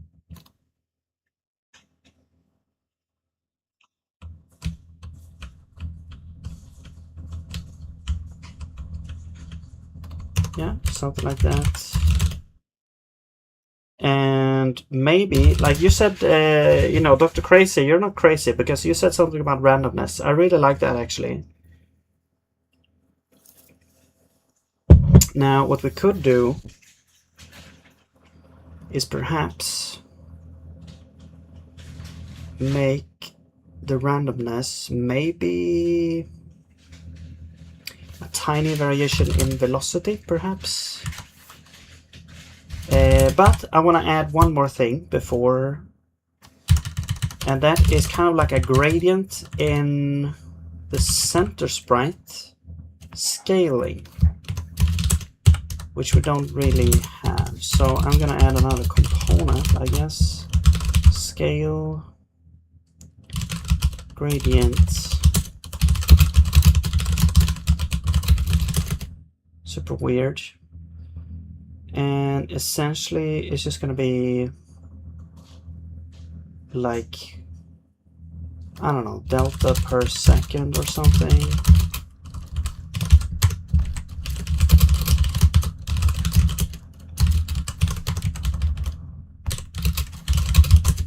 So it's gonna change the scale.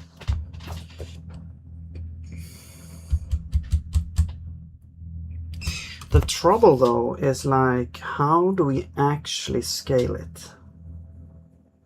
No, we can scale it with draw, but we don't have scaling for the renderable. That's the issue as well.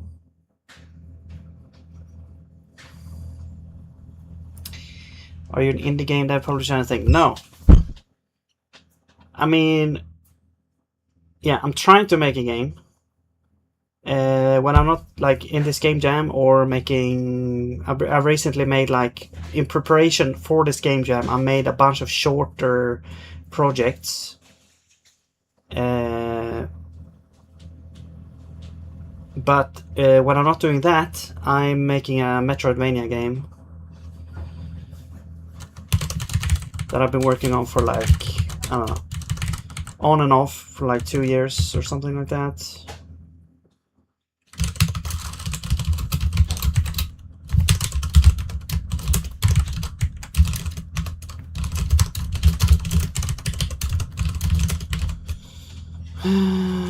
Renderable. Yeah. I mean, yeah, we need scale here then.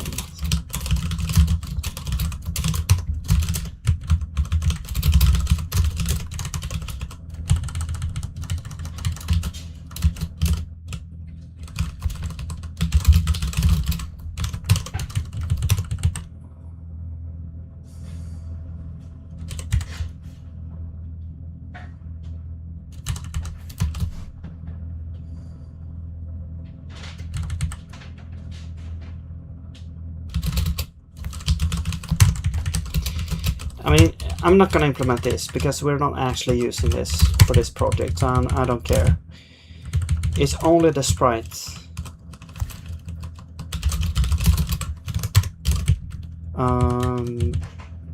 Yeah.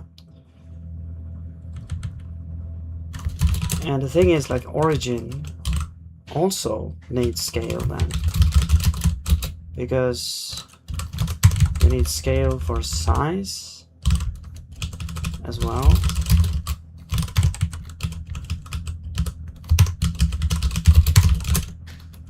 I mean, I guess the scale, the size, we could just scale it like this.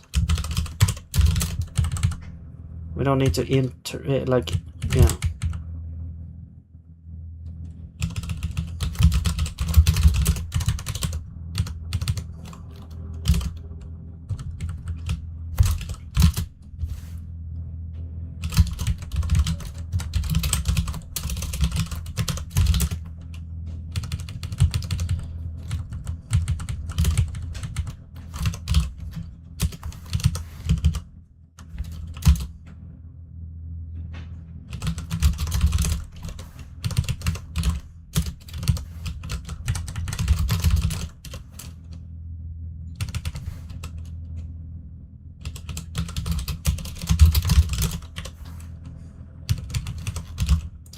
I guess technically we could add scale to the body, actually.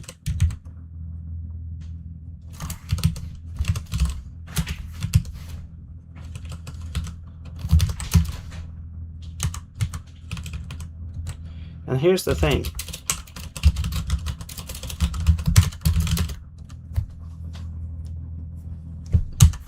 What is the scale?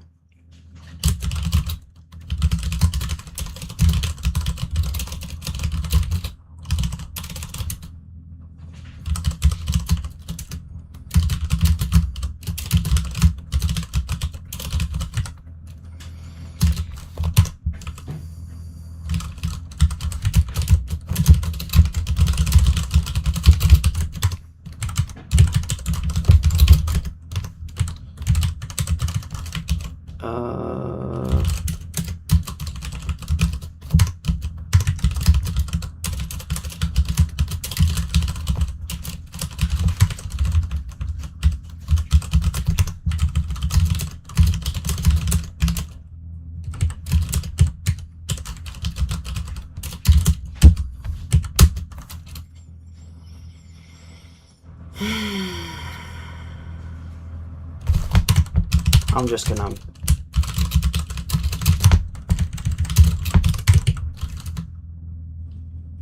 the thing is we don't have scale. Let's just add scale.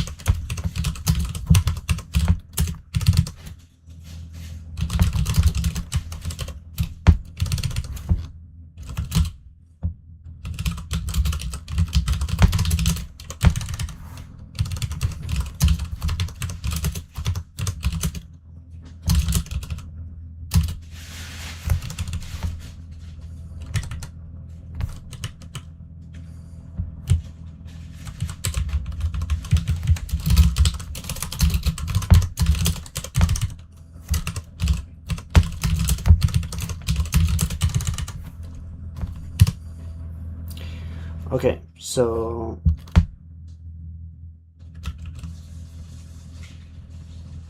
create, and we'll go back here. So now we have kind of, I think now we have a way to say, okay, let's add a scale gradient. You're gonna increase by 1 per second, let's say, just to test this.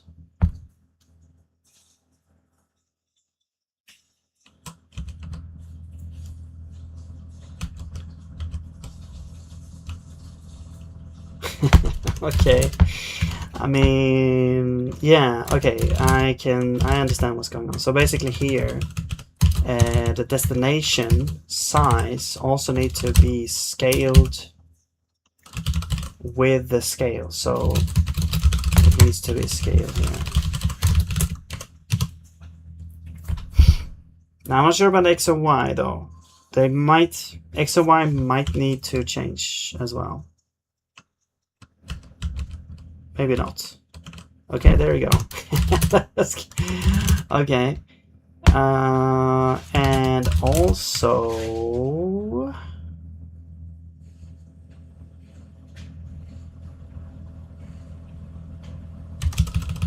let's add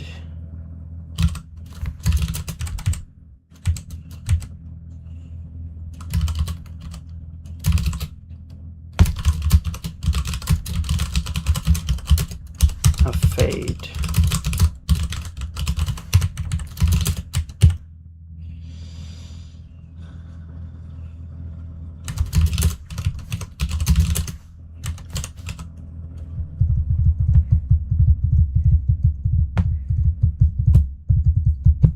The thing about the fade is that it's gonna basically require us to have a starting point, a starting timestamp. Or we can, well, yeah, fade at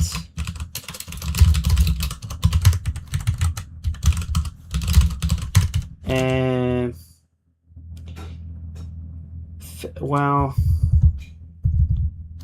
start fade at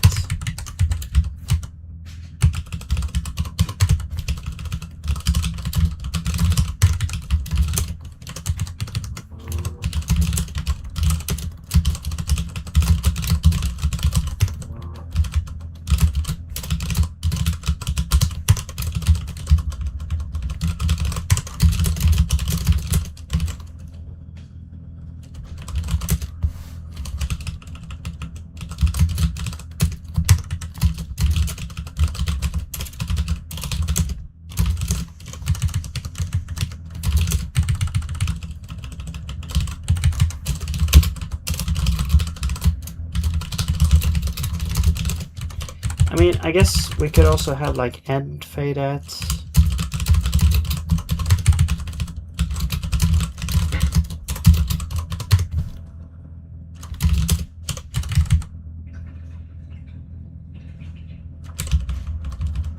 Or, well, just duration.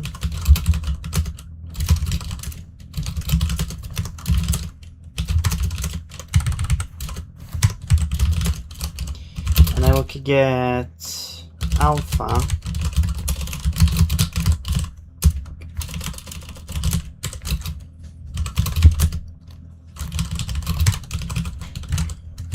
from T. It's gonna be, so this is gonna be T, it's gonna be start fade at minus T. So at, if they both are equal, that's going to be 0. As t increases, this will decrease. That's not good. So the t minus equal is 0. As t increases, this will increase. So essentially goes from 0 to hero. If d is less than 0, turn 1. If d is more than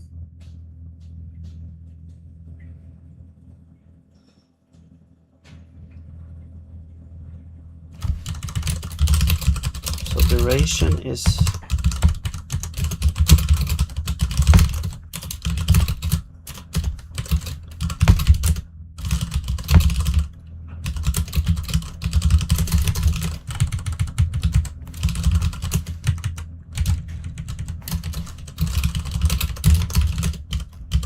otherwise we'll return d over duration.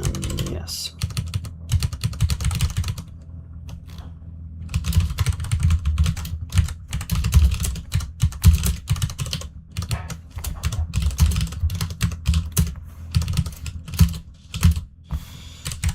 Start and duration. I'm just gonna say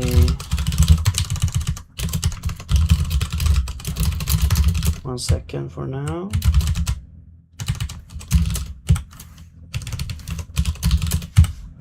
Okay, so there we go. And then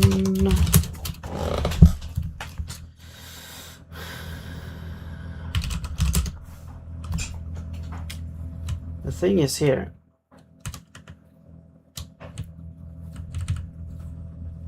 if we have a fade, oops,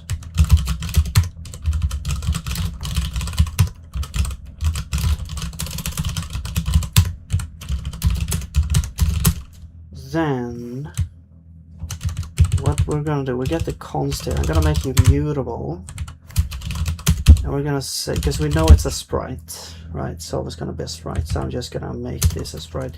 The tint because it's a fade, we kind of have to take this tint,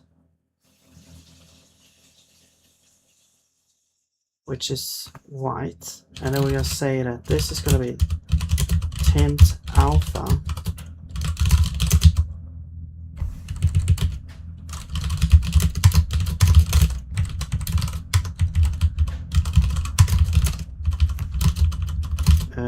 You're an F32, okay, good.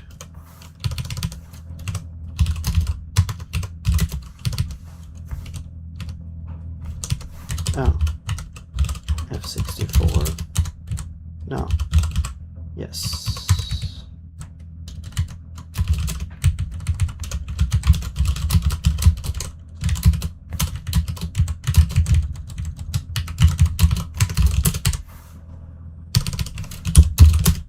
Okay.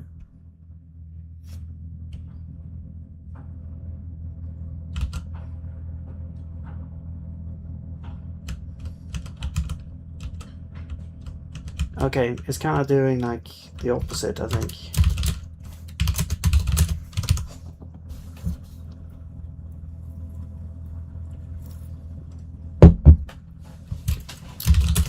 Passing duration, but then you're recomputing. Yeah, it's not that big of a deal. It's that's a micro optimization. I'm valuing production speed over optimizing every little thing.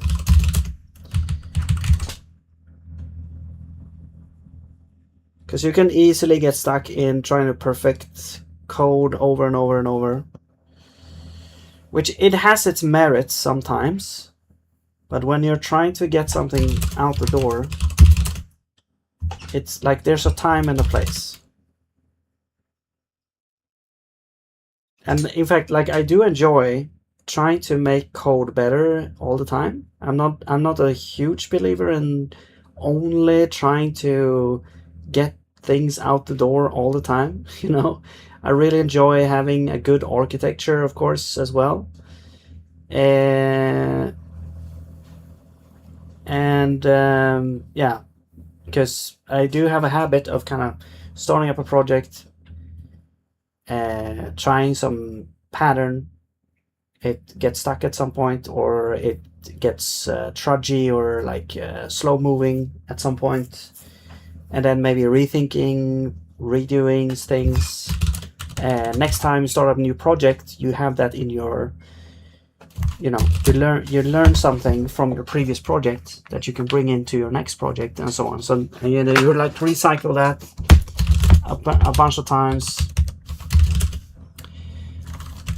and you kind of learn like, okay, well, this pattern works well here, or there's pros and cons with every approach and stuff like that.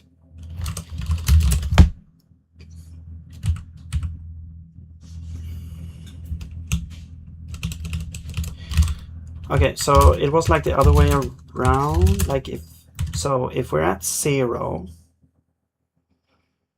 that means that D is less than this. That means we haven't started yet, so we should be full alpha, right? Am I crazy? If D is like duration, that means that T has to be start plus duration.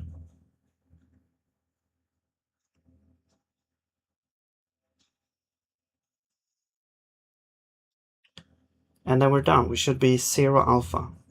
Otherwise, we do D over duration. This should be 1 minus. There we go. Because it goes from 0 to hero. Yeah. Okay. That was kind of the effect that I was after. Okay. Kind of. I mean, okay. So we can also add to the shards, we can also add like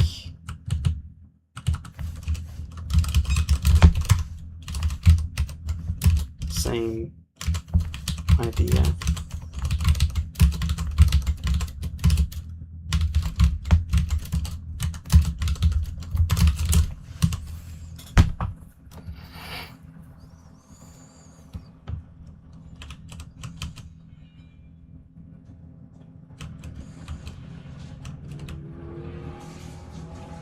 except they disappear. Okay, it's not really super dramatic, I would say. We could decrease U, and the scale gradient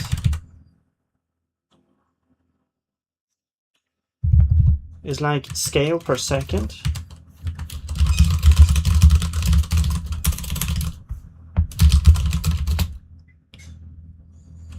Let's do 2. Whoops.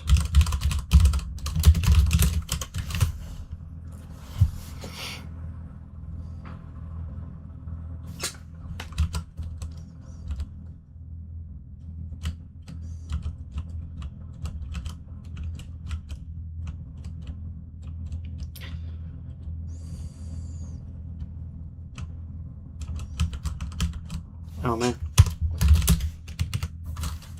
Hang on, I want to draw the hitboxes. That looked weird.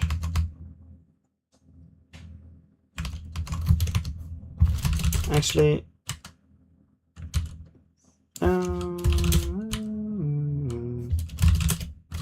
spawn. No, shoot weapon. Let's actually pick the other one, the other sprite here for the enemy bullets. Like this one. It's a little bit smaller. 36, 39.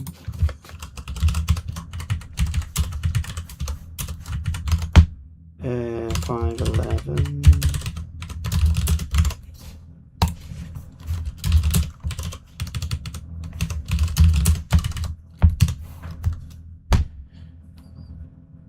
Hello, Misha Cherniak. What's up?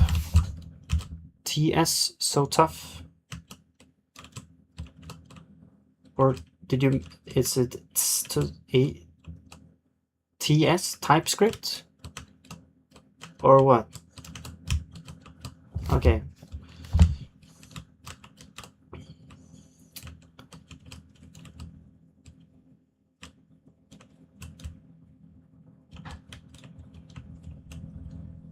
This one should definitely have like a weapon there. We could make... Okay, and now that we have enemy, we have weapons, we could just add double cannon.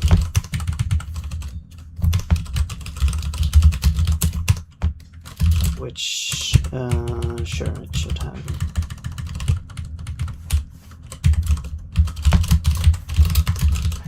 Offset.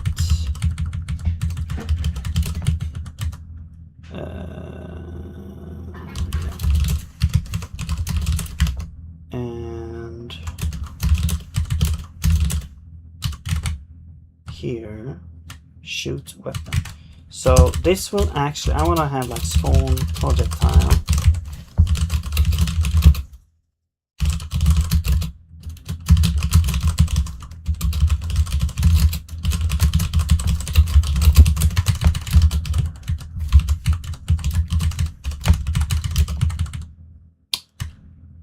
Position.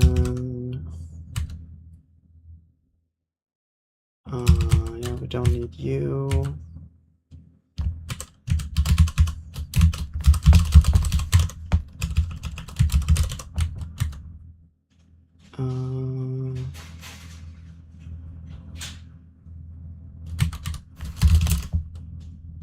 I mean, yeah, the sprites we need to change, but whatever. So here we go. We need like the enemy definition.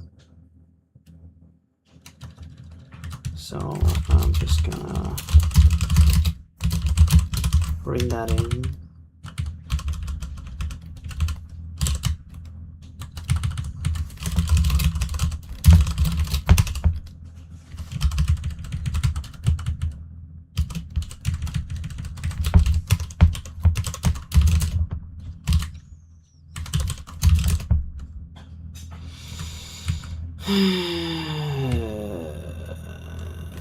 Okay. Enemy. No, we don't need that. we're gonna do enemy definition tint. Yeah. Okay. So we need the offset,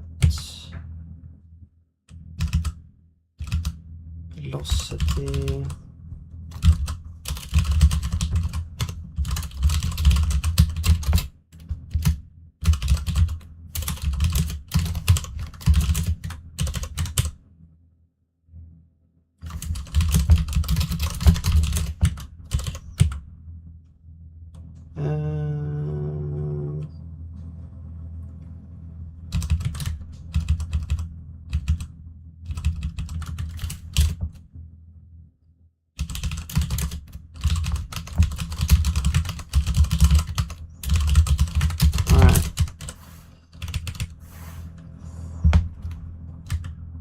Oh.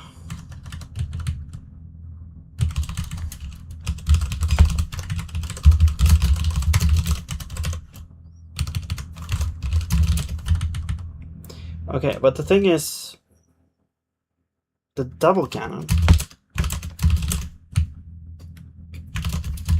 I'm gonna shoot 2 weapons or 2 projectiles. So we're gonna switch on the type.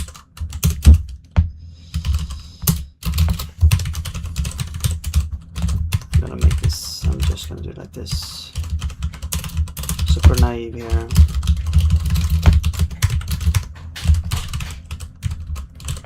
Double cannon, we spawn 2 projectiles.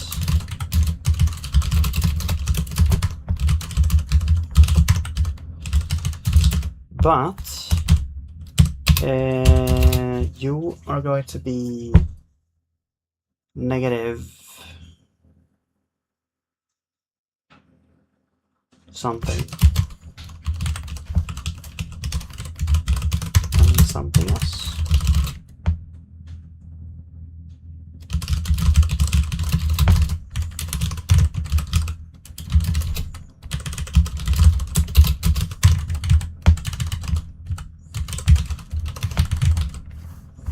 Actually, it doesn't matter.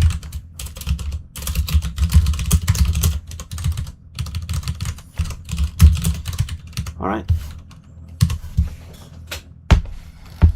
In terms of value for time, 1. Enemy bullets reducing lives. They do.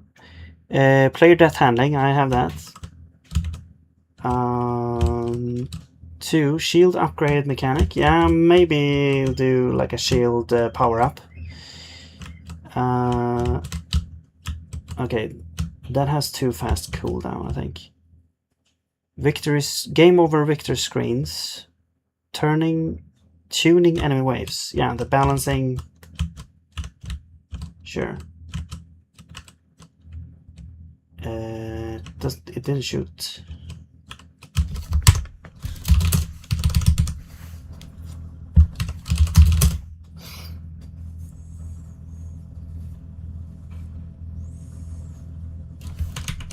Did I add this double cannon to the thing? I did not. That might be why nothing's happening.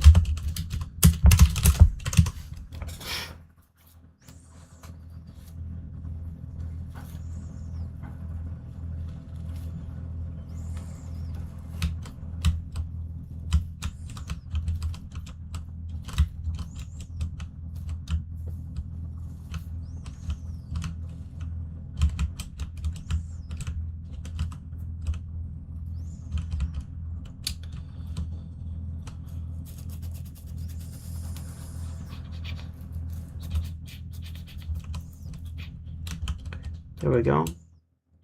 Oh, we can actually stand in the middle. Okay, so I'll change you to like 24. And actually, let's do it's a 20. And then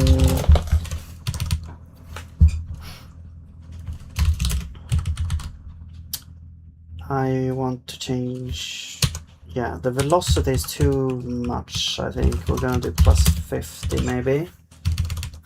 And the cooldown is too much. 1 second. It's insane that that's too much. I'm gonna do 2 seconds.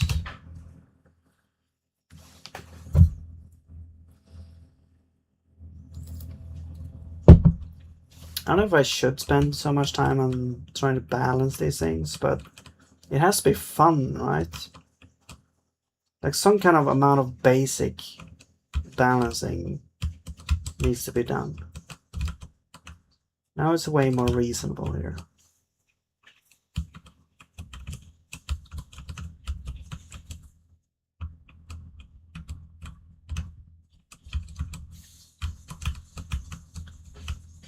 Cool. Can you get that the merge there? I think the merge, it would be cool if they would merge and then get a weapon as well.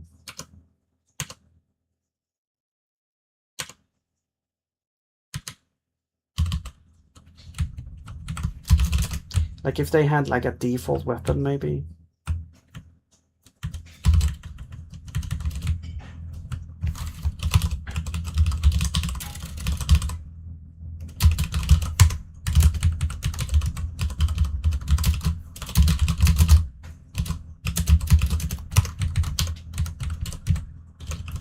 So you...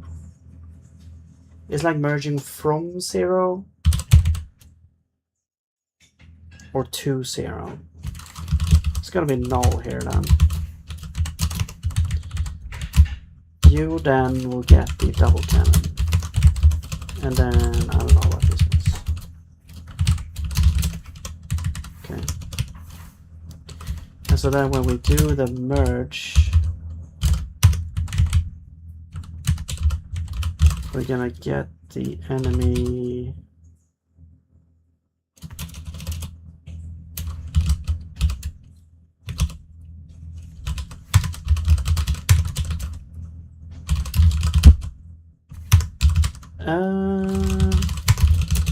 actually then we'll make a special init here that is like from merge or just merge previous tier. And then this is going to be previous tier plus 1. And then merge weapon is going to be like not on self, but on tier.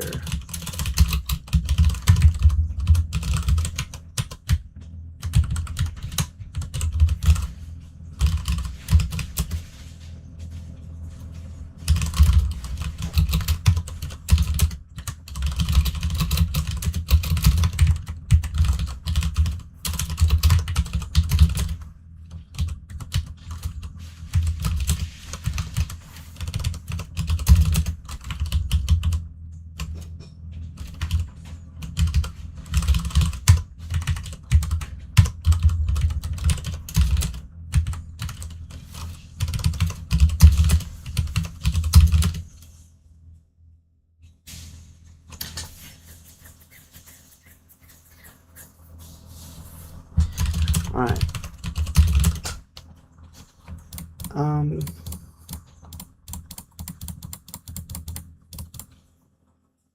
Cool. So great.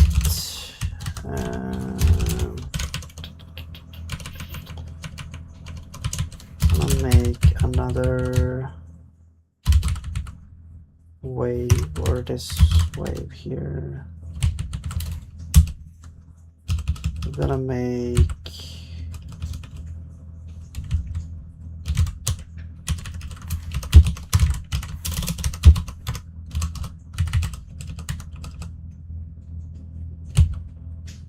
velocity.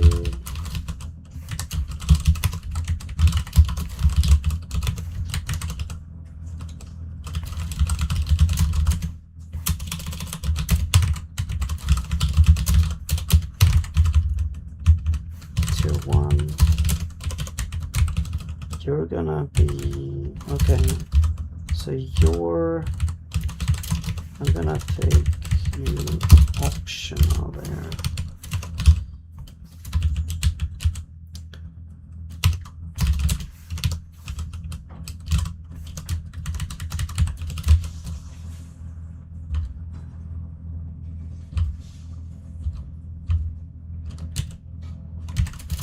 Yeah, okay, that works.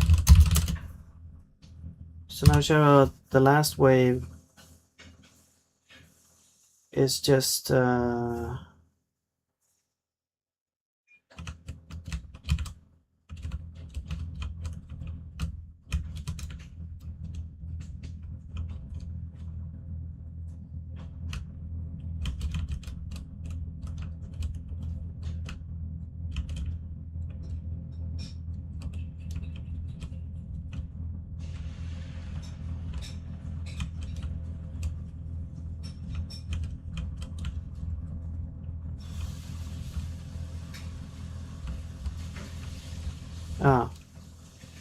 I needed to test that theory out.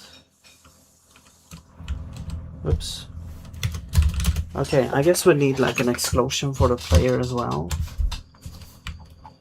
I mean, it could be the same as this type here, except this is the center.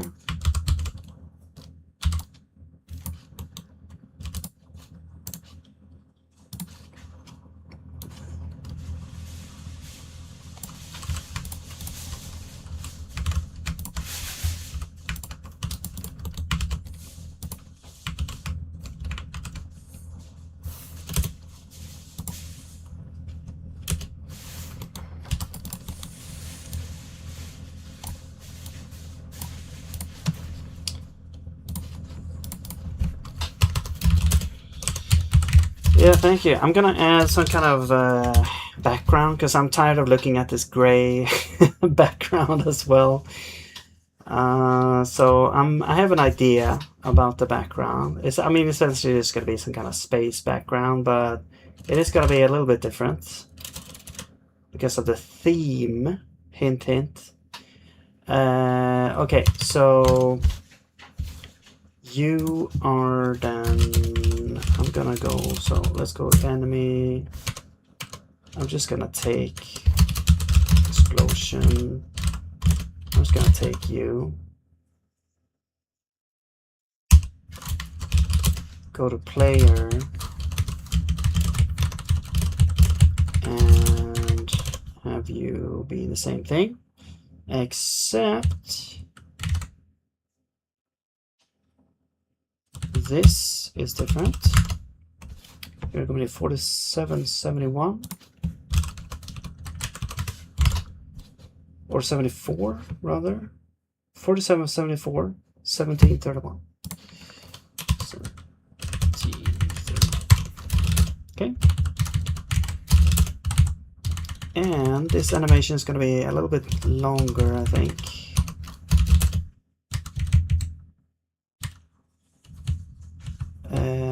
Also, short duration is longer.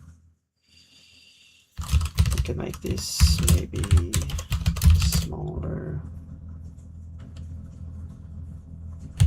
Okay. I think the rest is probably the same, essentially. Yeah. Okay. So we call this when we die, essentially over here.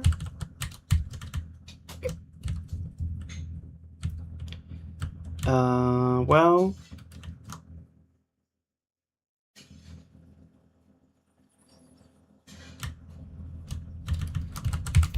okay, let's do this.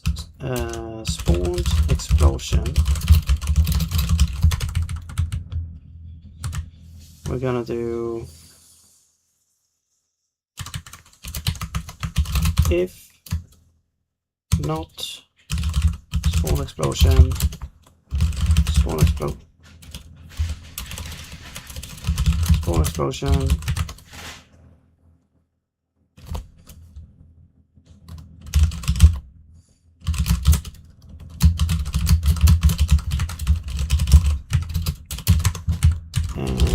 Small explosion is stored. And then here we respawn, so we should reset you back to false. Okay. So now when the player dies, there we should see some kind of explosion.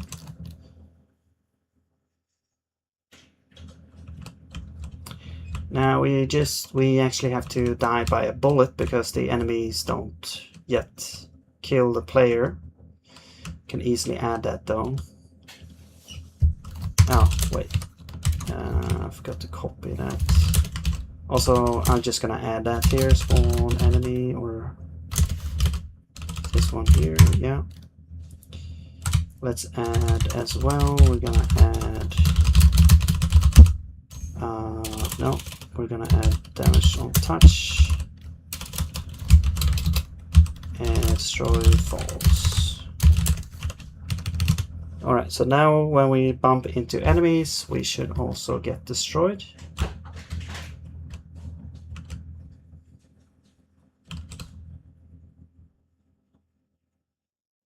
Oh. Right. Except that should only happen if we are also not already destroyed. So if we have this, we don't care. Okay.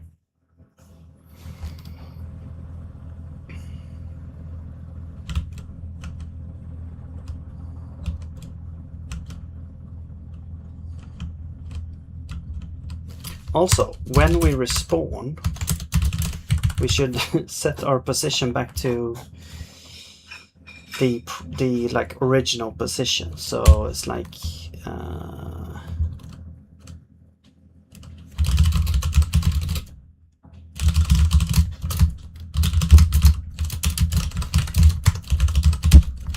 position is world bottom, and then velocity is 0.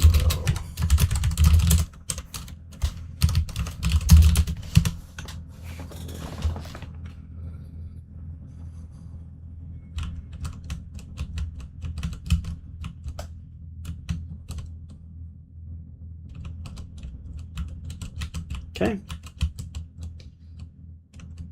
Cool.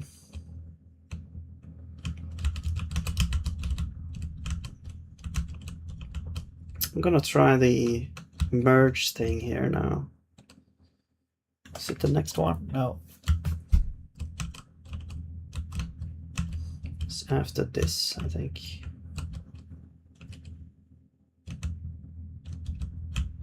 All right.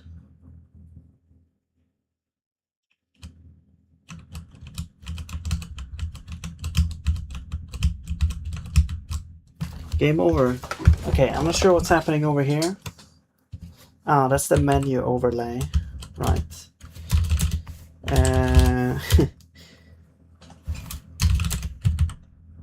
Let's see. Menu. No, draw.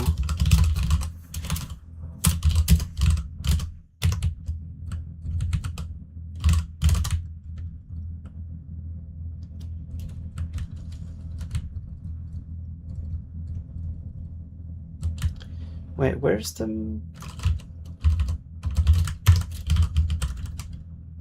What's this one here?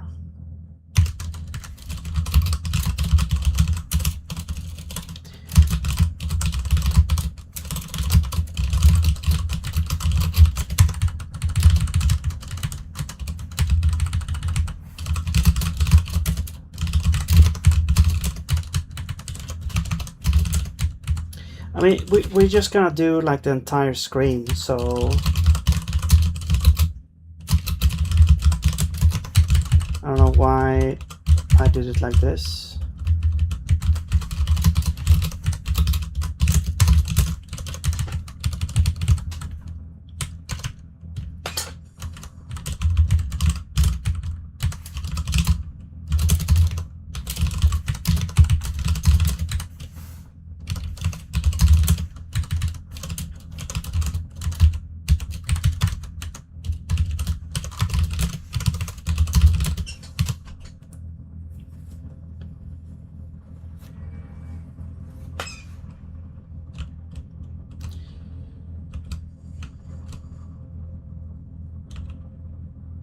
get a game over here.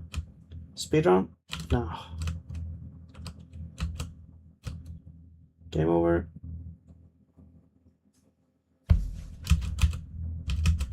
Got reset at there. Yeah. All right. Yeah. So the background.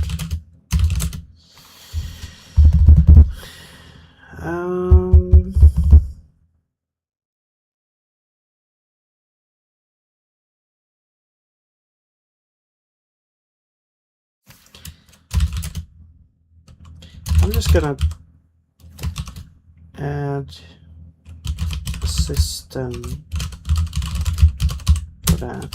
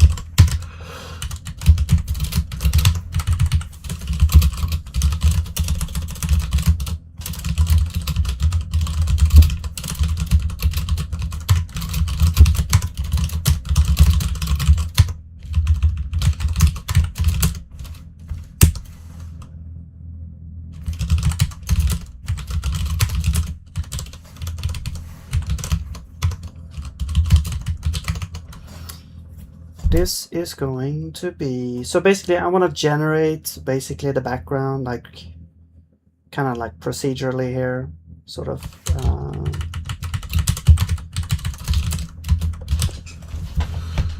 So essentially we are going to check like if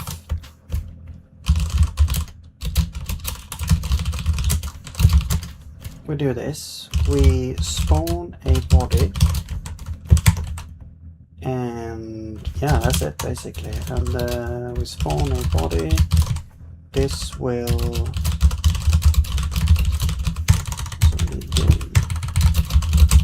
spawn the thing. We're gonna set you to be equal to this plus some type of random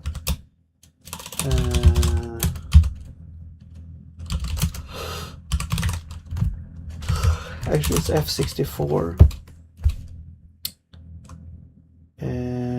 random.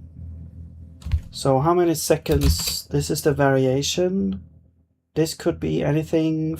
I mean, let's do like the maximum is like 0.2, and then we add a minimum of like, I don't know, should there even be a minimum? Let's just do 0.2. Okay, so basically this is gonna spawn like a body, like a random like sort of cosmic body in the background at some place that's gonna move downwards. So we're gonna create an entity. We're going to add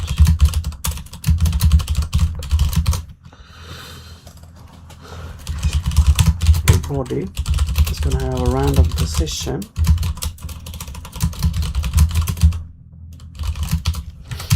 X is going to be random times, actually it's just going to be random. Y is going to be 0. Okay, and then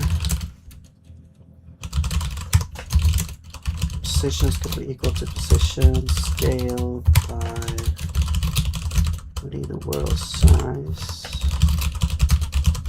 And position. Oops.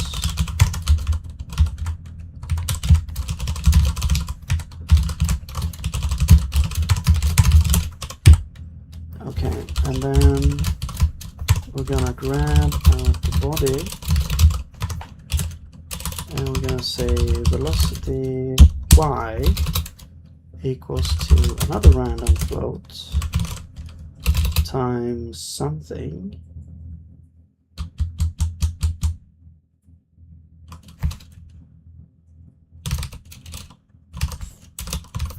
I don't know, plus minimum of 10 or something.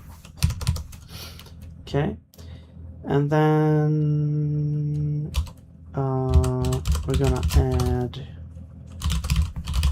a sprite, and this is gonna be get picked from one of our sprites. So I'm gonna have like sprites or sources, and then you are gonna be random uint less than sprite sources length. Actually, we could just do random sprite.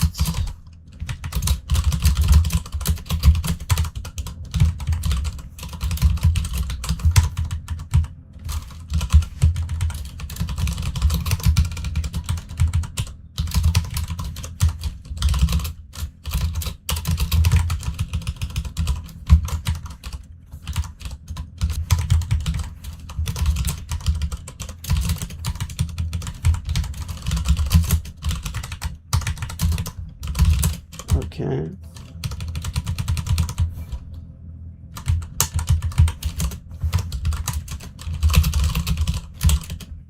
So you are an array of rectangles.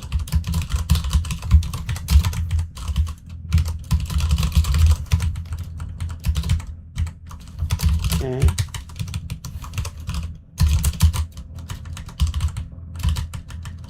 Actually, I think you can do this. I think this is how you can do this. Like if you say that this is a constant slice, you can do that as well. I'm pretty sure.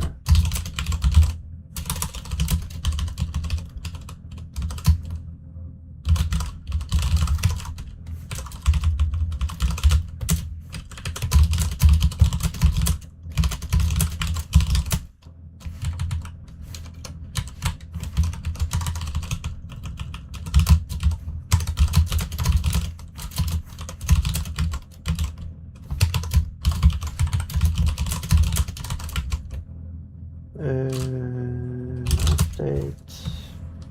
Right.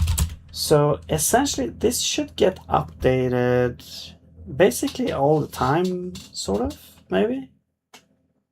Maybe not. Maybe not when we're paused. I guess we'll only do it during gameplay. Yeah. But it doesn't actually matter when this is happening. I'm just gonna call this whenever. Okay.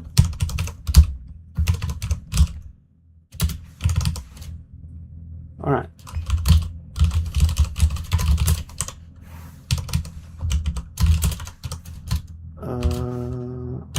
Index into empty slice not allowed. Interesting. Okay, cool. So this will be right. So now we need a bunch of these. So actually, I don't have these things. That's the thing. So I need to make them. So let's go down here.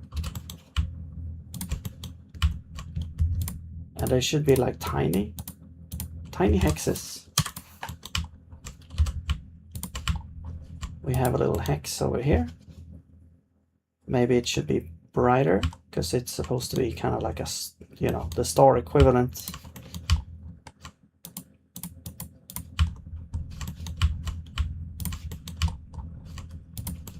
Okay.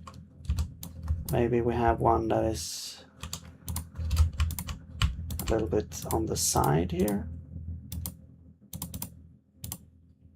Looks like a banana. How did I make this before? I think it was larger like this. No.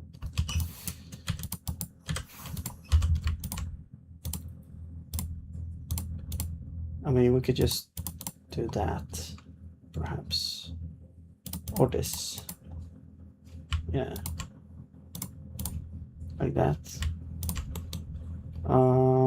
We can also make, what I'm thinking is something like this.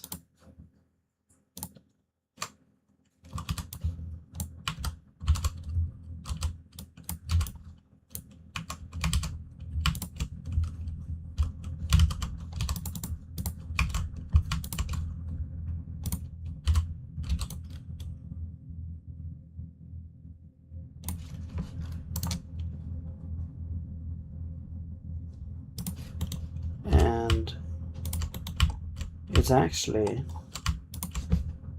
going to be a little bit darker.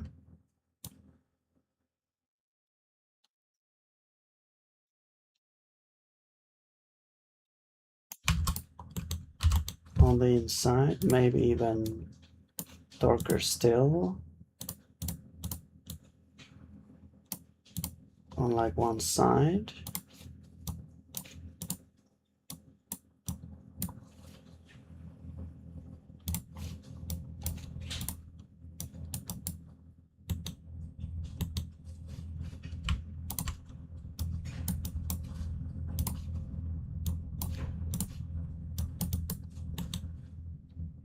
And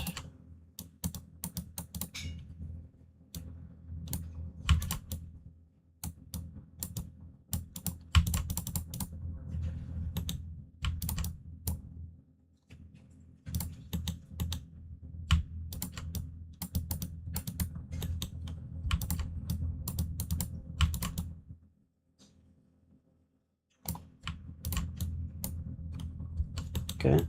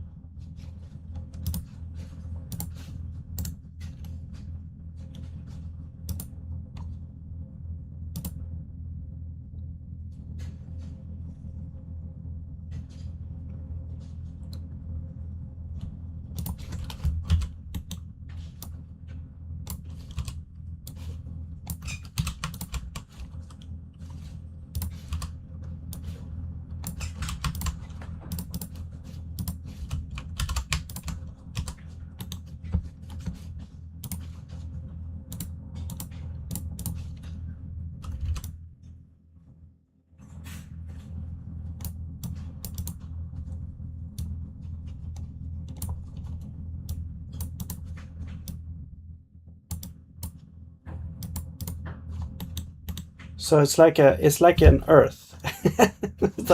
It's like a planet, except it's, you know, it's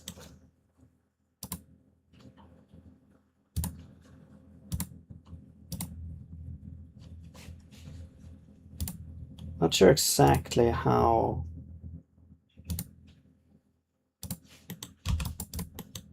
to do that, but that's one layer there. I'm gonna add another layer. It's gonna be more like a glacier. And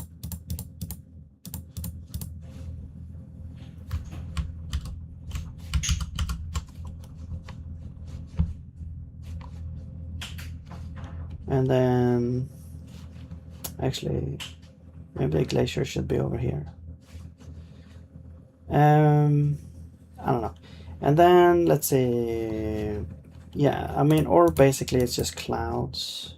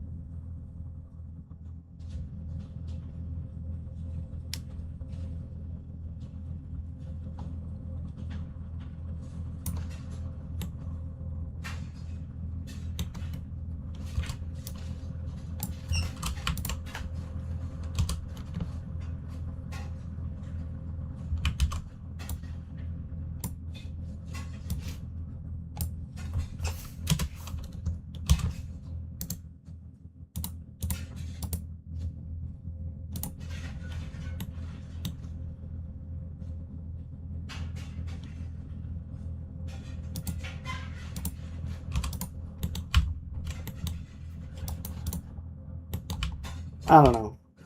I was thinking also like the atmosphere.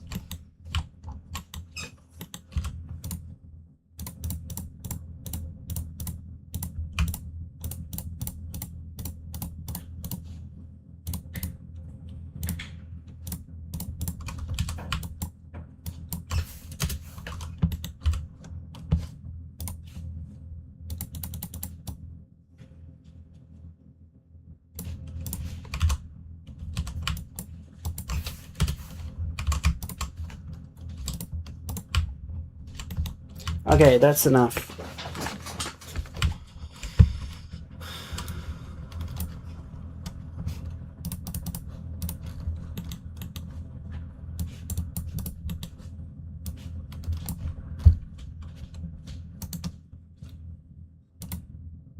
Copy. Visible.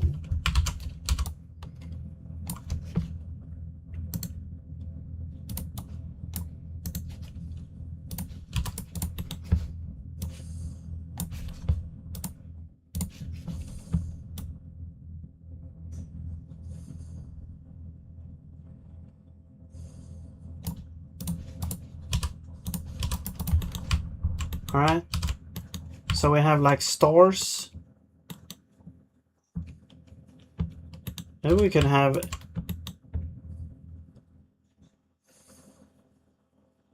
like I was thinking like maybe like like a galaxy, but then it would essentially be like a bunch of hexes.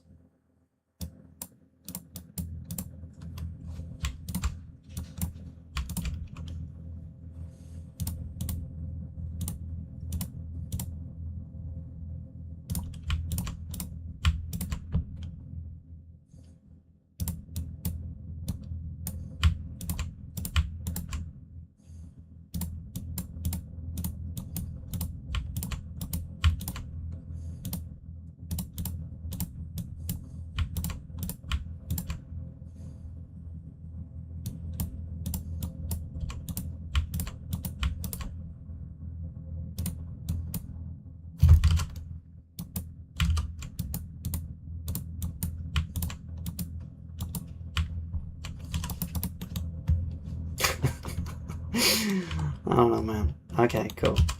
There we go. Let's go with that.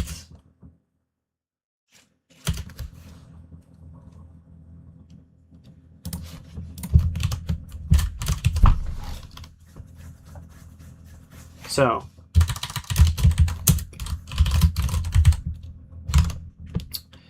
we have a normal hex star 14131. It's gonna be 3x4. This is a straight star, I guess. Angle star is at 19,131. 4. We have Earth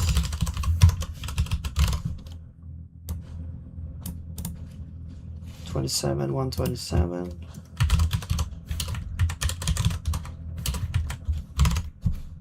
Uh, 18, 17.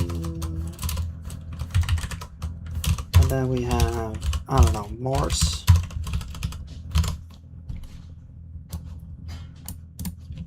$47, 127, same size. Could also flip it or whatever. And then here we have the Galaxy 8 by 143, 15, 11. Okay.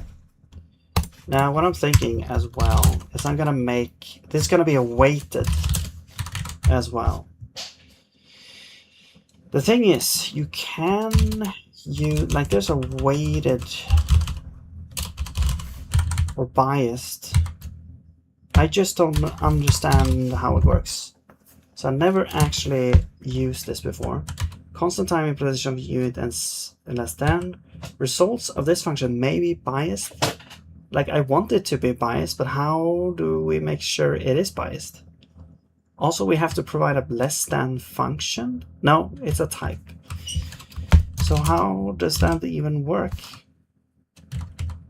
Limit range biased. Like what do you mean biased? How do we like determine the weight?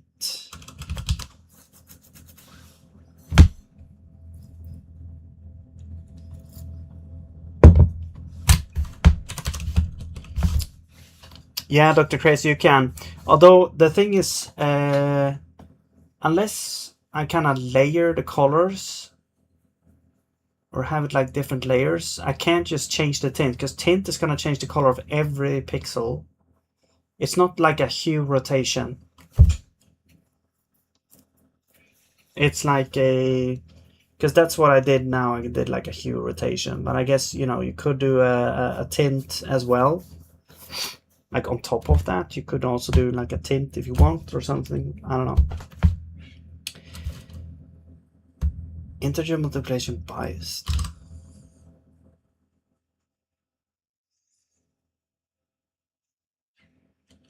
Okay, maybe I did not think about what that actually meant. Maybe that's just a technical term that I don't understand.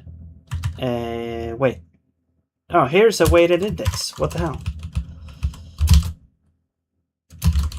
Is there one not weighted index as well? No. Okay, weighted index. Cool. So, randomly selects index into proportions where the likelihood of each index is weighted by that proportion. Okay, so it has to be a number, I'm guessing, because yeah, that seems to be. So what we could do, we can have like a parallel thing here, which is the proportions or sprite sources weights. So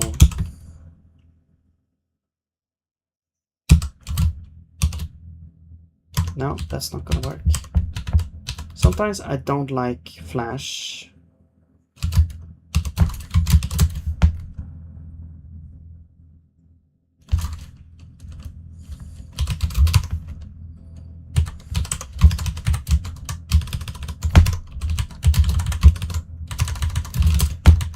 Okay.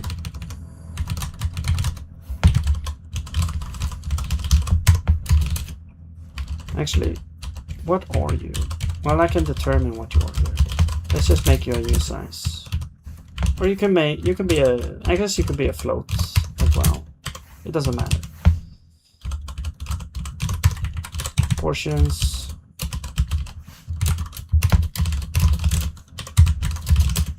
Okay, so now we get the index there.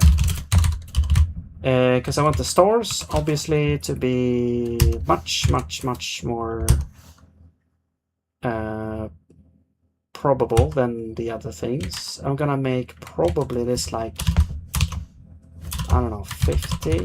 Earth is like maybe 5. Galaxy, actually Galaxy should be pretty up there as well. Let's do 10.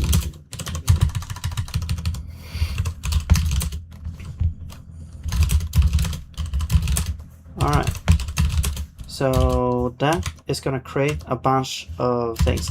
Now the thing is though that the game does not yet have any kind of ordering when it comes to, oh my god, here they come. Like there's no ordering when it comes, because now it just looks like it's snowing here. Okay, well, first of all I want to change the background to black, the blackness of space.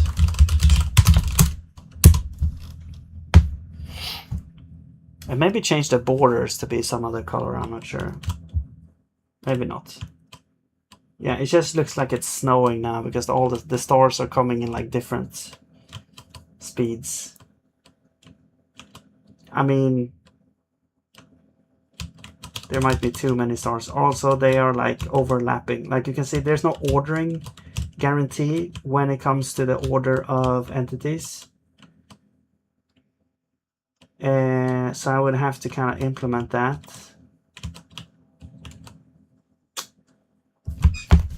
Also, there's way too many things, but that's easily fixed. We can just say, let's create a bunch of things. So basically, spawn rate. So spawn rate minimum.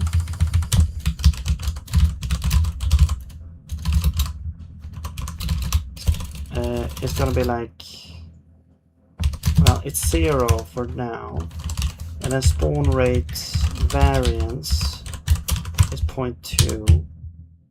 So this is spawn rate variance plus spawn rate min. Okay, and then we have, this is gonna be velocity.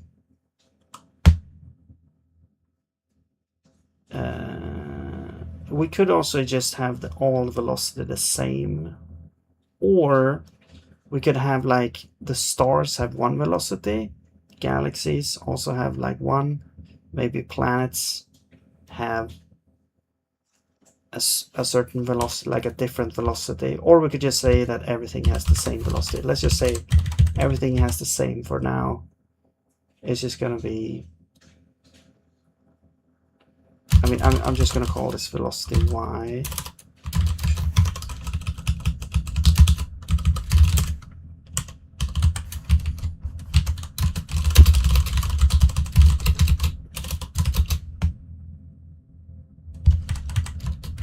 Let's call it min, actually.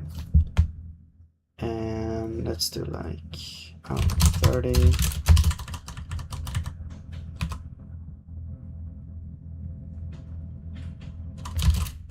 It never looks realistic anyway. It's just to have the feeling of scrolling up, like traveling in space. Actually, we could still keep this here. Velocity y variance, velocity y min. And then we just say that the variance is 0.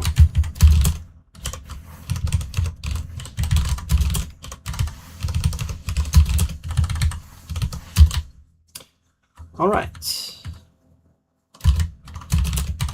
Or is that all the magic numbers? I think so.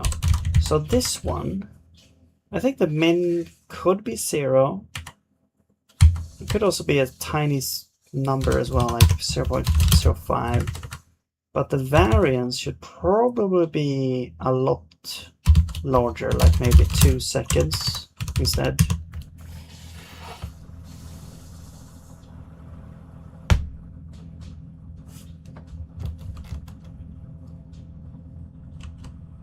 Okay, Dr. Crazy. Yeah, interesting. So, do you think the snow should be like? Do you think that we should be in a blizzard here, or do you think that we should like show an avalanche or the mountains in the background as well, or what do you think?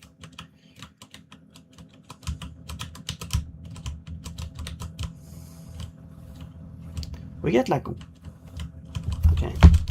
I'm gonna like make these way less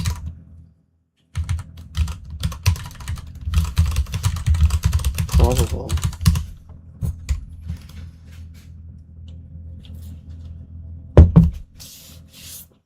But yeah, it is a good point that we should already kind of spawn a bunch of these. Not exactly sure how we're gonna determine that. Also, I need to really increase this. Let's do like 6. So there could be up to 6 seconds of waiting time until the next thing is spawned.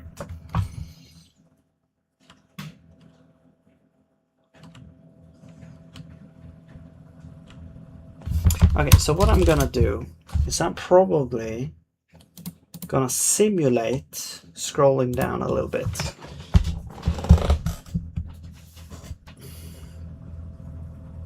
Somehow.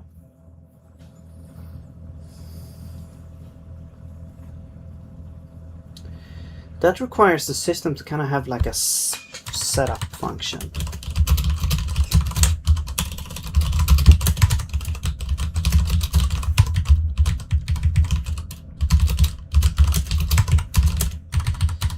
So what we're gonna do is we're gonna say what we could do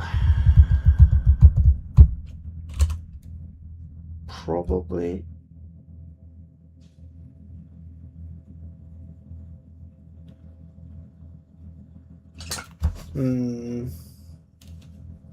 how we're properly gonna do that.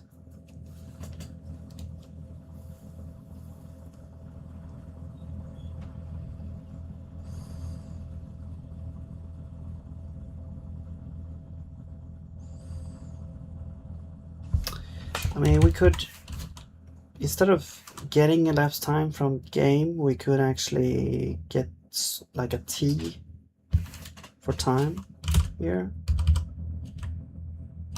and simulate time moving forward.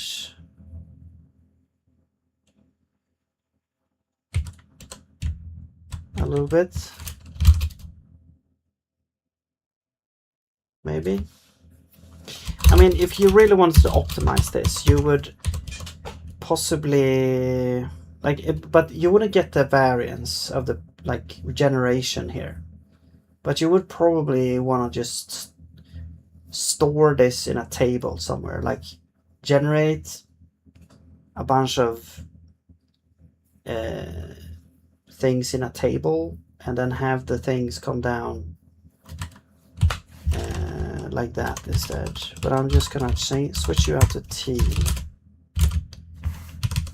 and then well, and then we're gonna say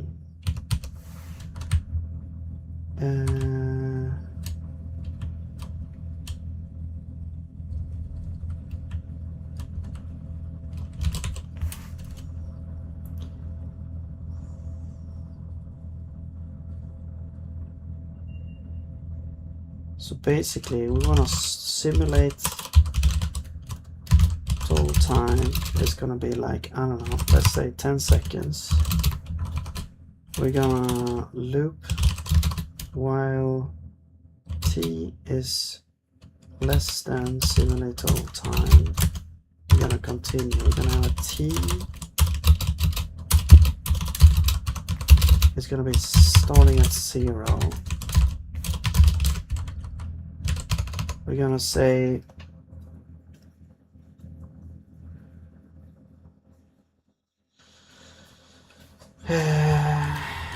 if this is less than t. We are going to spawn a body t.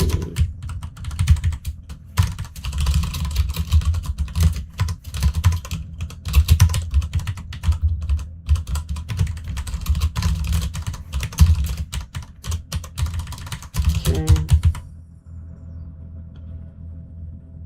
And we're gonna advance t by FPS, or do we have time step? No, FPS. So that's that. We're gonna have time step is 1 over FPS, because that is in seconds. So you're just going to be added to that. And then also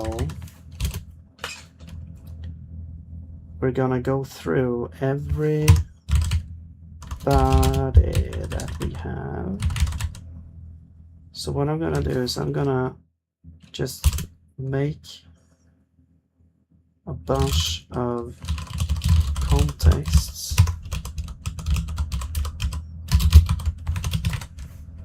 A 1,000 probably too much, but let's go overboard.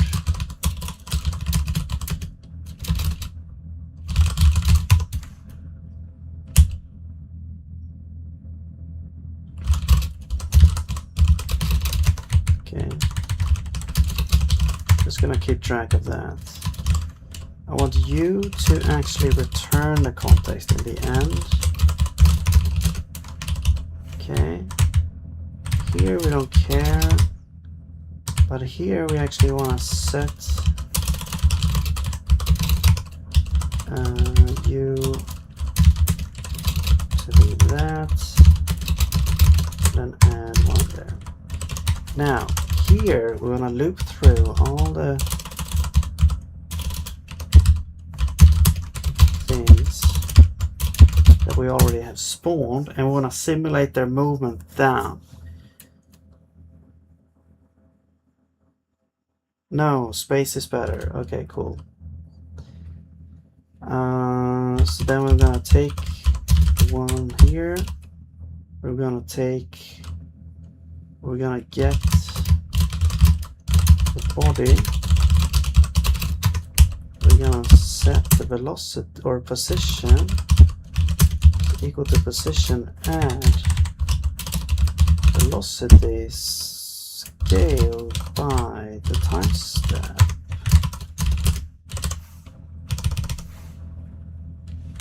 Oops. There we go. Okay, so that kind of simulates 10 seconds of spawning these things. Okay, so now we need to call this from setup.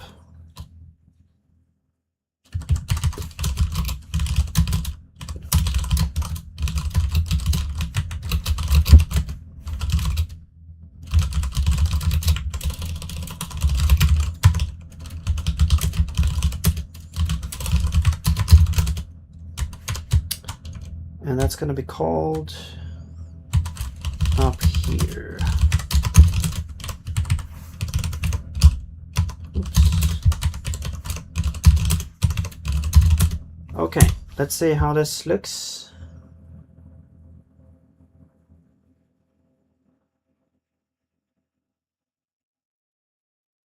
Doesn't look too good.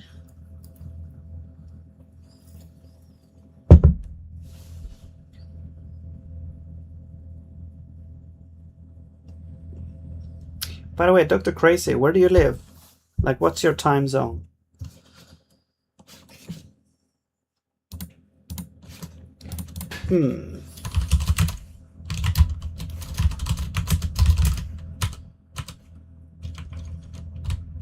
It seems we're stuck in an infinite loop. Well, t is less than 10. We add the time step. I mean, this could technically be 0. Wait, it's a U8.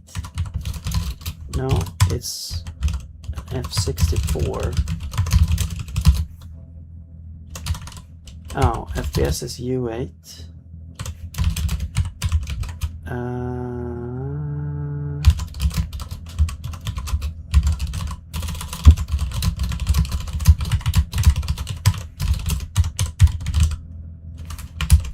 Sure. Wait.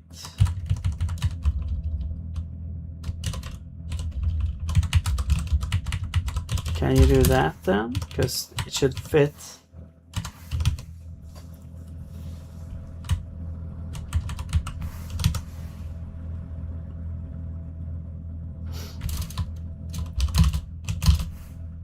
Wait.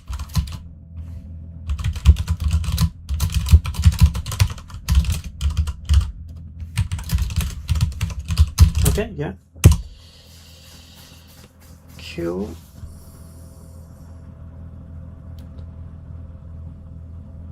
Hmm.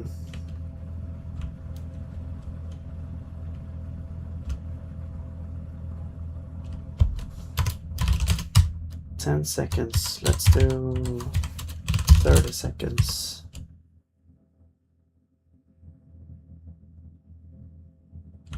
Okay.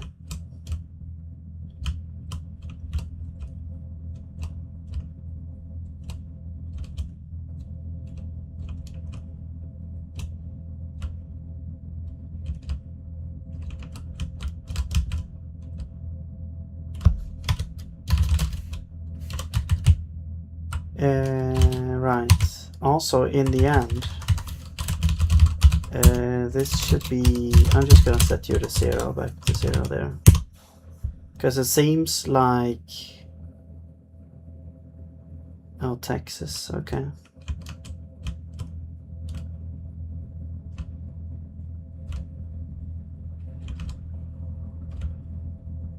The generation stops happening. Okay, you know what? Let's also make.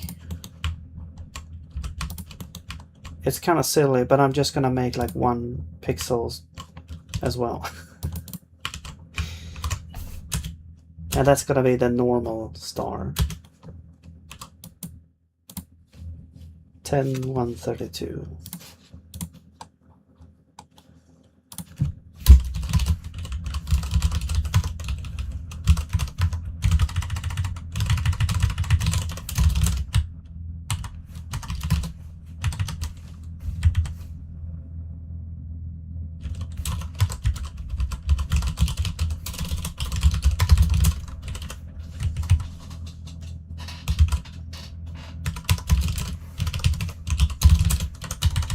Okay, that really changes.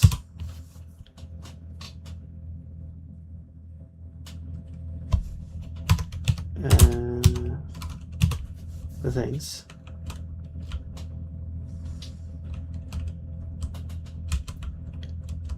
Cool. Now, what I want to do as well is I want to, because there, as I said, there's no like layering when drawing things. So what I'm going to do is I'm going to add a component or the renderable. We could bake it into the renderable, maybe add like a draw layer.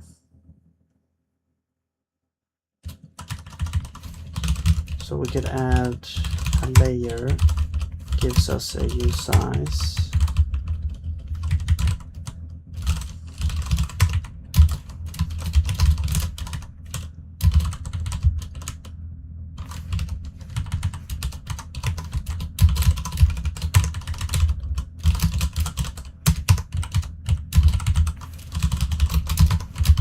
Don't care about these implementations.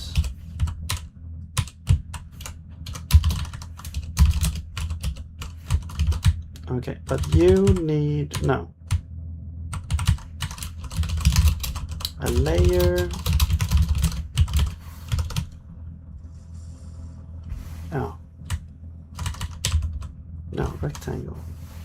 Yeah, but you're not used. Okay. And you are a sprite.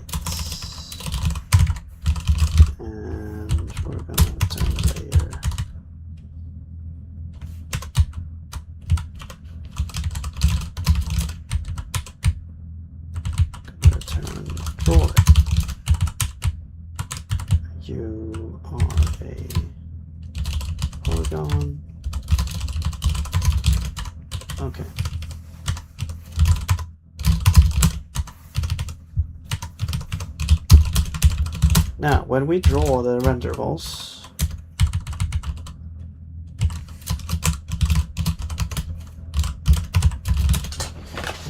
what we need to do is we need to basically sort.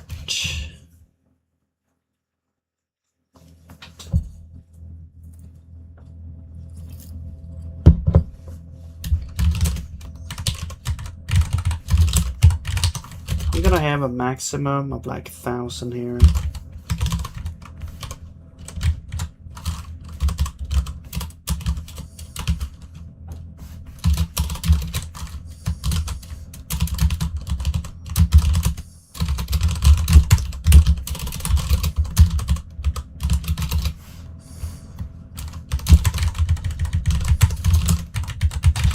You can also use like a dynamic array, but whatever.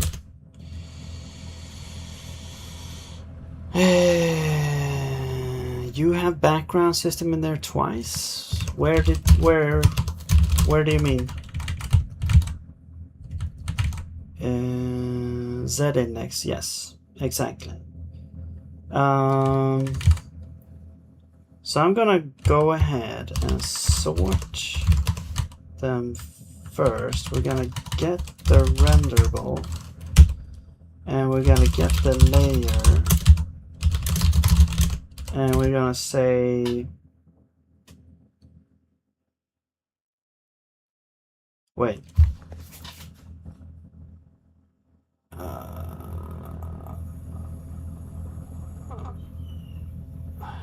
actually no, we need to sort.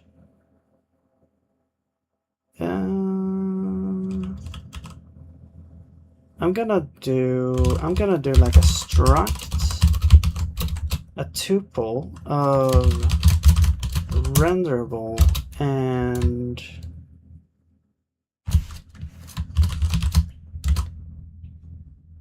context. Okay.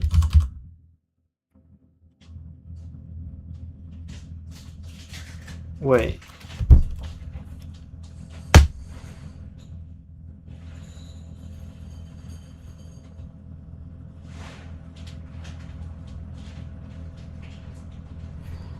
Wait, how should we do this? I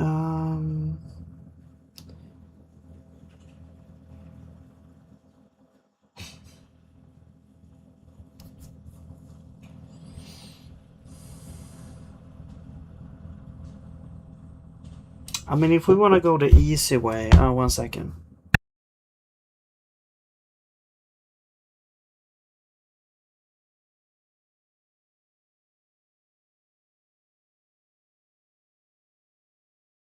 If we want to go the easy way, what we could do is we could just make a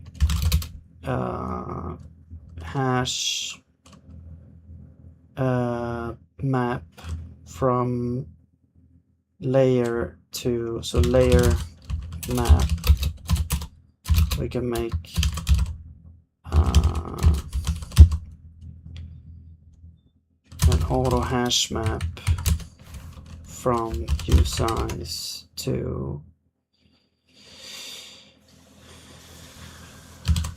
an array list of entity context. Okay.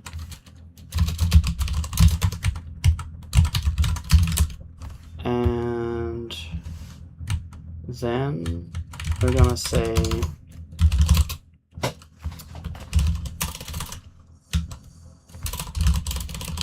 list is gonna be layer map, actually get or put,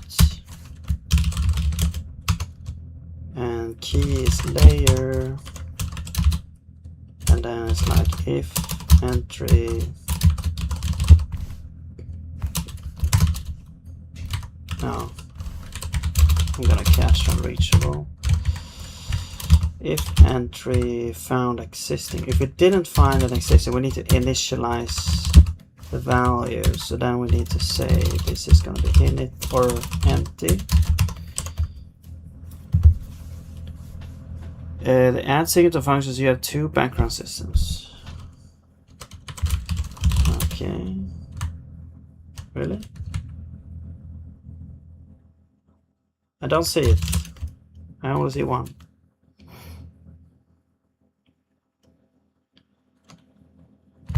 Now this adds to the system here, and then this is just getting it out of the system and calling setup on it, which is like a one-time setup.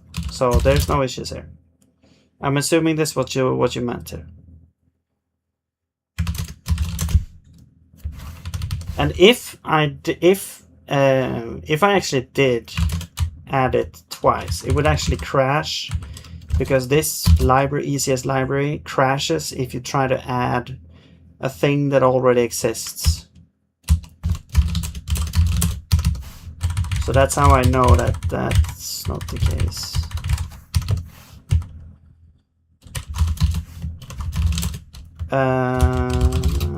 Okay, and then we call the initialize. Actually, we need to like, no, we need to go through all the. All right. I probably want this to be an array hash map.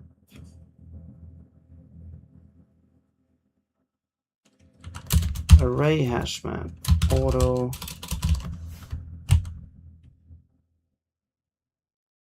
Yeah. And then we can go through values.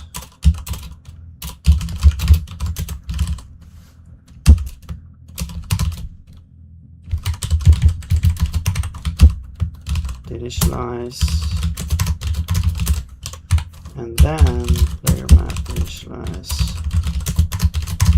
So it's like we're like creating it and tearing it down, creating it and tearing it down. So it's not really a super good thing to do.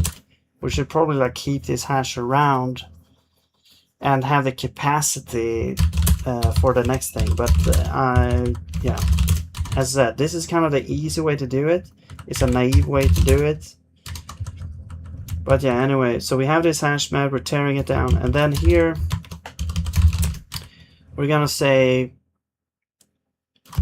which ECS lib you're using. I'm using it's called zig+ECS. Zig-ECS. Here. It's GitHub Prime 31 /zig+ECS. It's a really nice library though, and they are like, you can add a singleton, or you can add, you know, a component, but it will crash if you try to add it twice. However, there is an add or replace function that you can use if you don't want it to crash.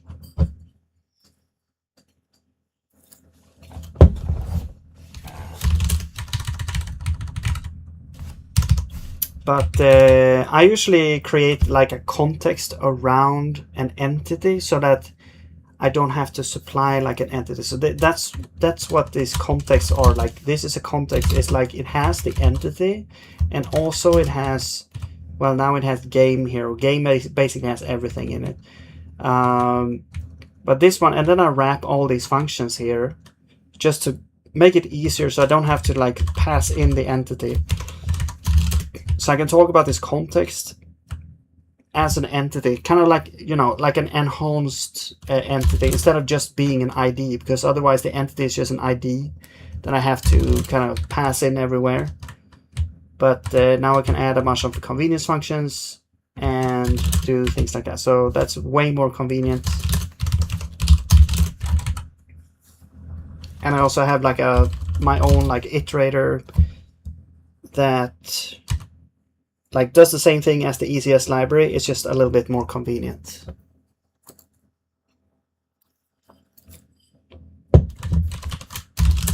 in my opinion, or at how I'm using it at least. Okay, but anyway, so we have this hash map now. We are so now we're looping through all these entities. I get the layer. So the idea is that I'm gonna kind of sort them by layer, essentially. So I want to there's probably way better, faster ways to do this, but this is how I'm choosing to do this. I'm gonna add them into like a hash map. So, because the layer can be any arbitrary usize. So I'm gonna first populate, like, the key is the layer in the hash map. So yeah, and then here's like, for each entry or entity, I'm gonna see, okay, do we have a list for this specific layer yet? If we don't, we create it here, or we initialize the data, and then we continue here. So then we say that, okay, and then we need to append,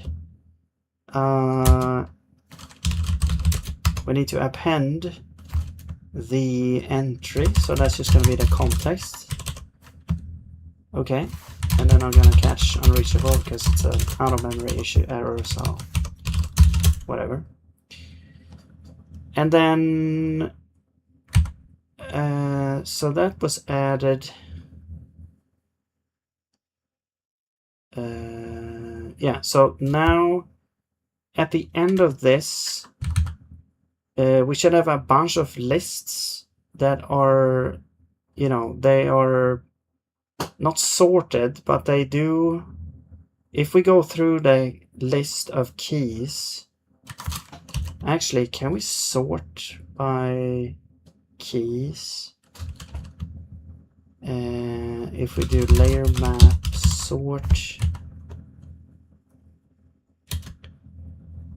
So how does this work?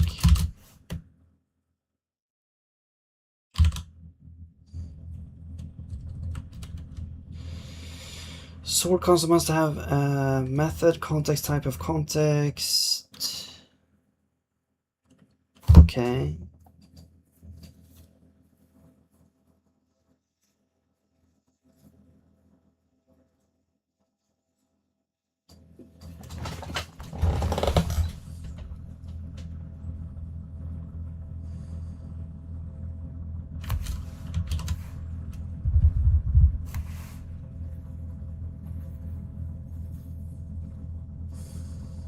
I wonder if you can just sort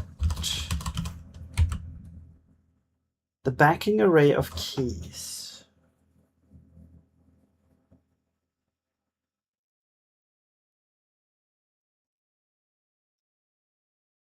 What if you call this? What if you sort this and then call reindex?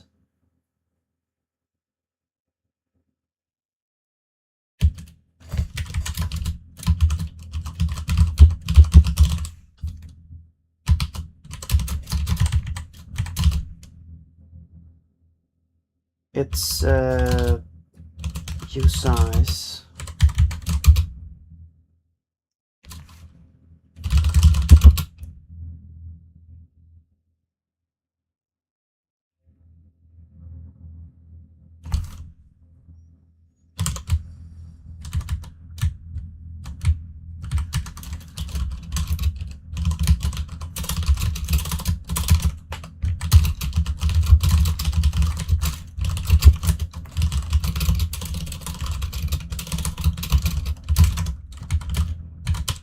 Wait, did we need context here or what?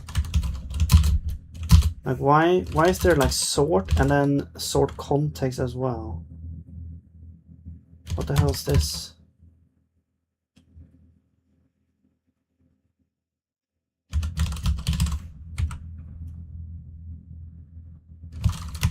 Okay, well, I'm just gonna do like pass in a 0 as a usize.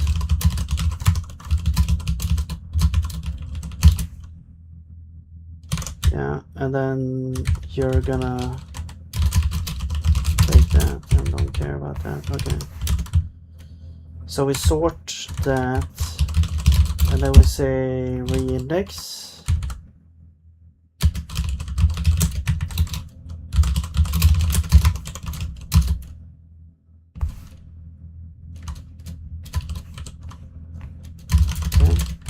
And then And then we should have a sorted list. If we go through like the keys, we should have a sorted list of keys there.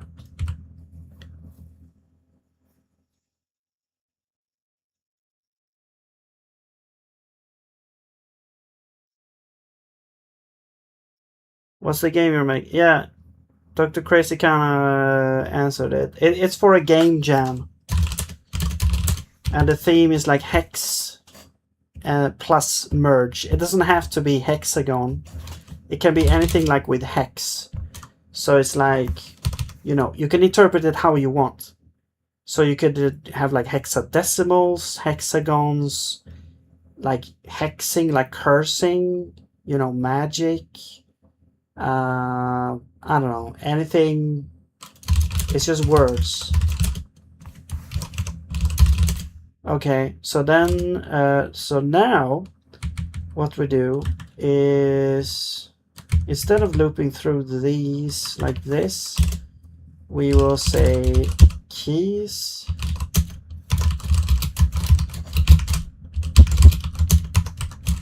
We go through the keys, and then we'll get the list by the key. And we know it should exist. I'm just going to unwrap that. Alright. And then we are going to say there's also like there's way more optimized way to do this, but this is just some super naive first like implementation here. But my mind is coming up with ways to optimize this already, but whatever. Okay, so then we go through, and then we go through the list items. This will give us the context, and now I'm just gonna call draw renderable like singular. Do we need game for some reason? Yes, we do. Okay. So, and then basically everything happening in here should be in draw renderable. And we have game and context.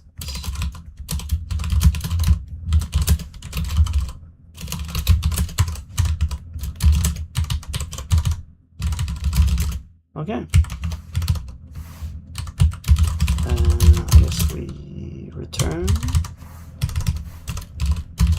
Step. Okay. Let's see where we are now. And I still haven't like actually added the layers, but it seems to work anyway. Okay. So then we wanna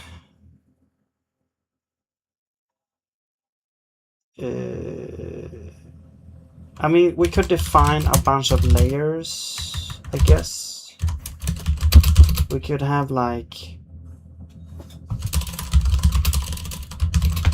draw layers.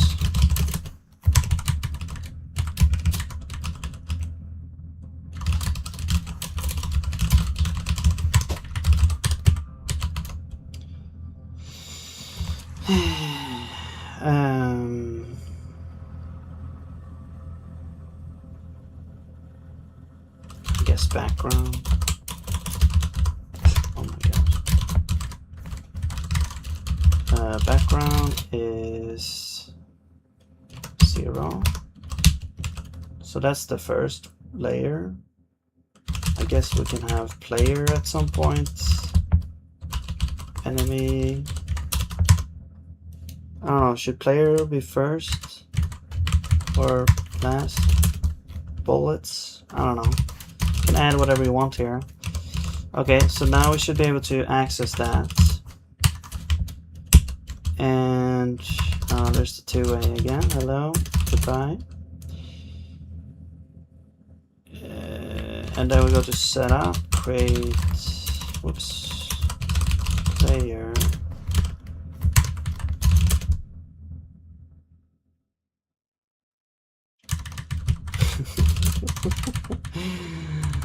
I don't know, man, Dr. Crazy. Like your messages is like it. I mean, it sounds like an AI. They kind of took in information about things and then spit out an answer. That's what you sound like. Like maybe AI has been training only on you to sound like that. Maybe that's the case.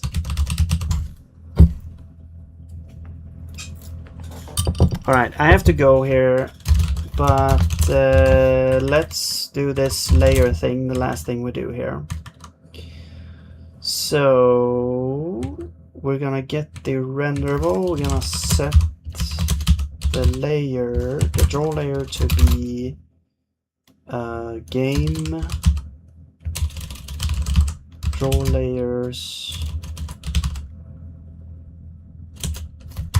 Wait, no, game draw layers player. Wait, can I do this? No.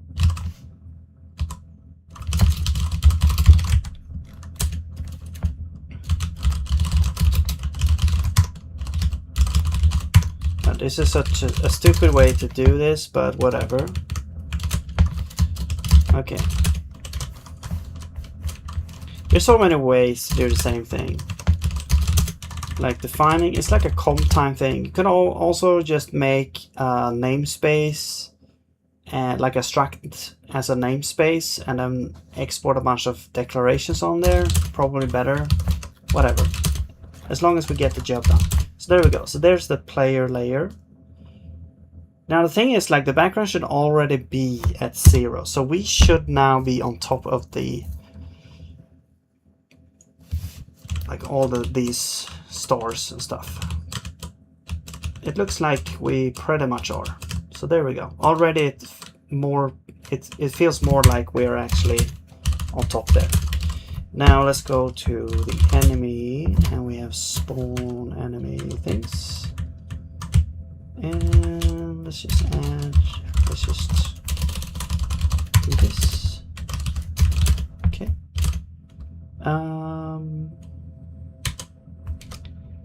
We also need it for explosions. All the shards, man. The thing is, maybe we should set. Actually, maybe we should set the default to non-zero. Actually, like the defaults to 1, and then specifically the backgrounds when we spawn those.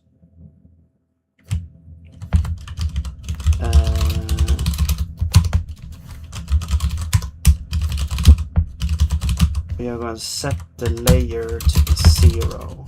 Actually, yeah. Draw layers. Background. Yeah. So then basically, like everything else is like a random order, but at least the background is now always behind everything else.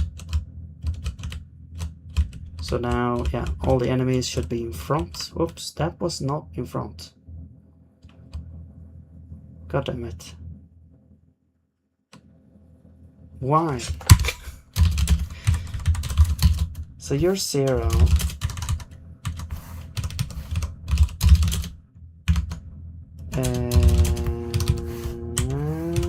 Well, at least you're not using emojis after every sentence that tries to fit some type of thing there. Why? I mean, it could just be that the system doesn't work actually, but it seems to work for the player though.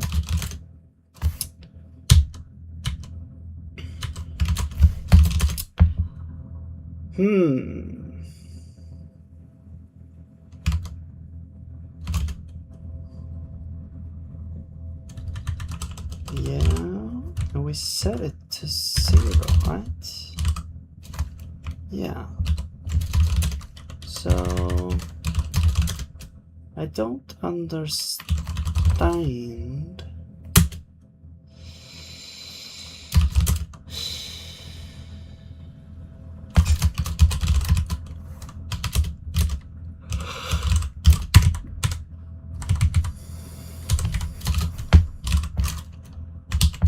Layer 1.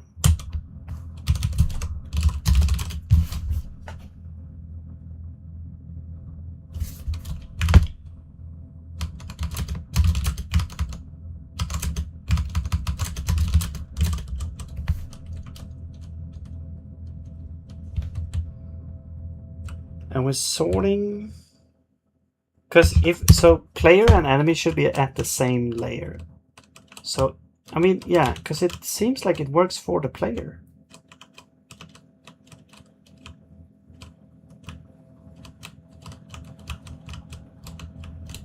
It could also be the order when they were created.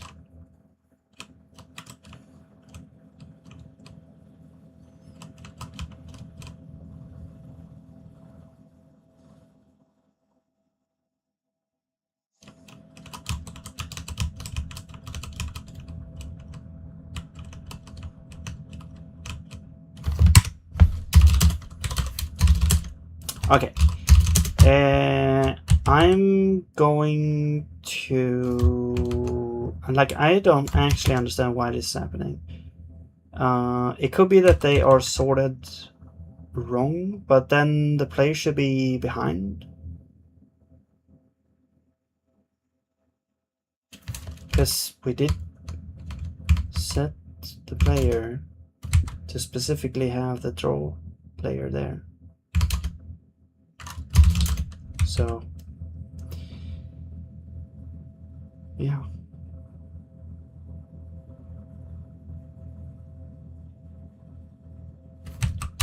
We could also do this, like drawing layer K. And then we would actually know what layer we're drawing. It's gonna spam a whole bunch, but at least we'll know. Okay, it seems to be sorted, right? Started at 0, 1, 2, 0, 1, 2. Yeah. How do we have things on 2? Or is that the player, actually? Yeah, that's the player. I'm confused.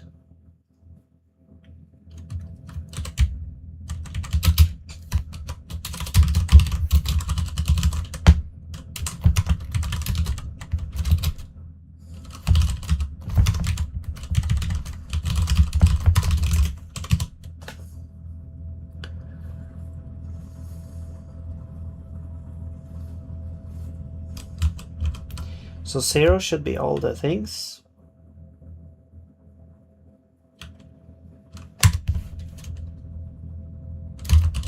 One is the player, so, or 2 is the player, should have 1. 0 should be the background.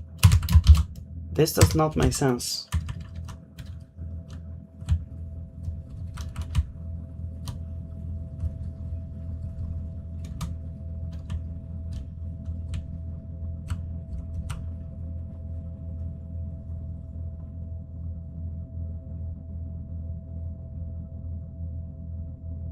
Why are they layer 1? I don't understand.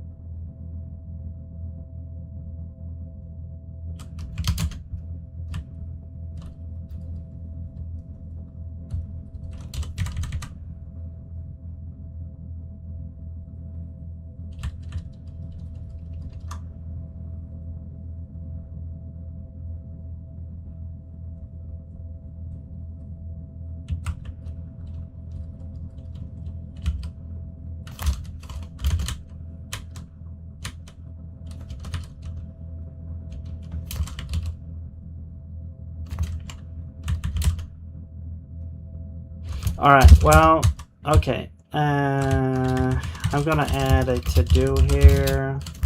Figure out why things are not drawn in correct order. I don't really understand why, but it's not working. So, yeah, but that is going to be it for this time. So I'll see you later. I'm gonna be back tomorrow at the same time when I started this one, which is about 18 at UTC plus 0. Around that time, it's not guaranteed, but yeah. But yeah, thank you very much for watching and have a nice day, and I'll see you later. Bye bye.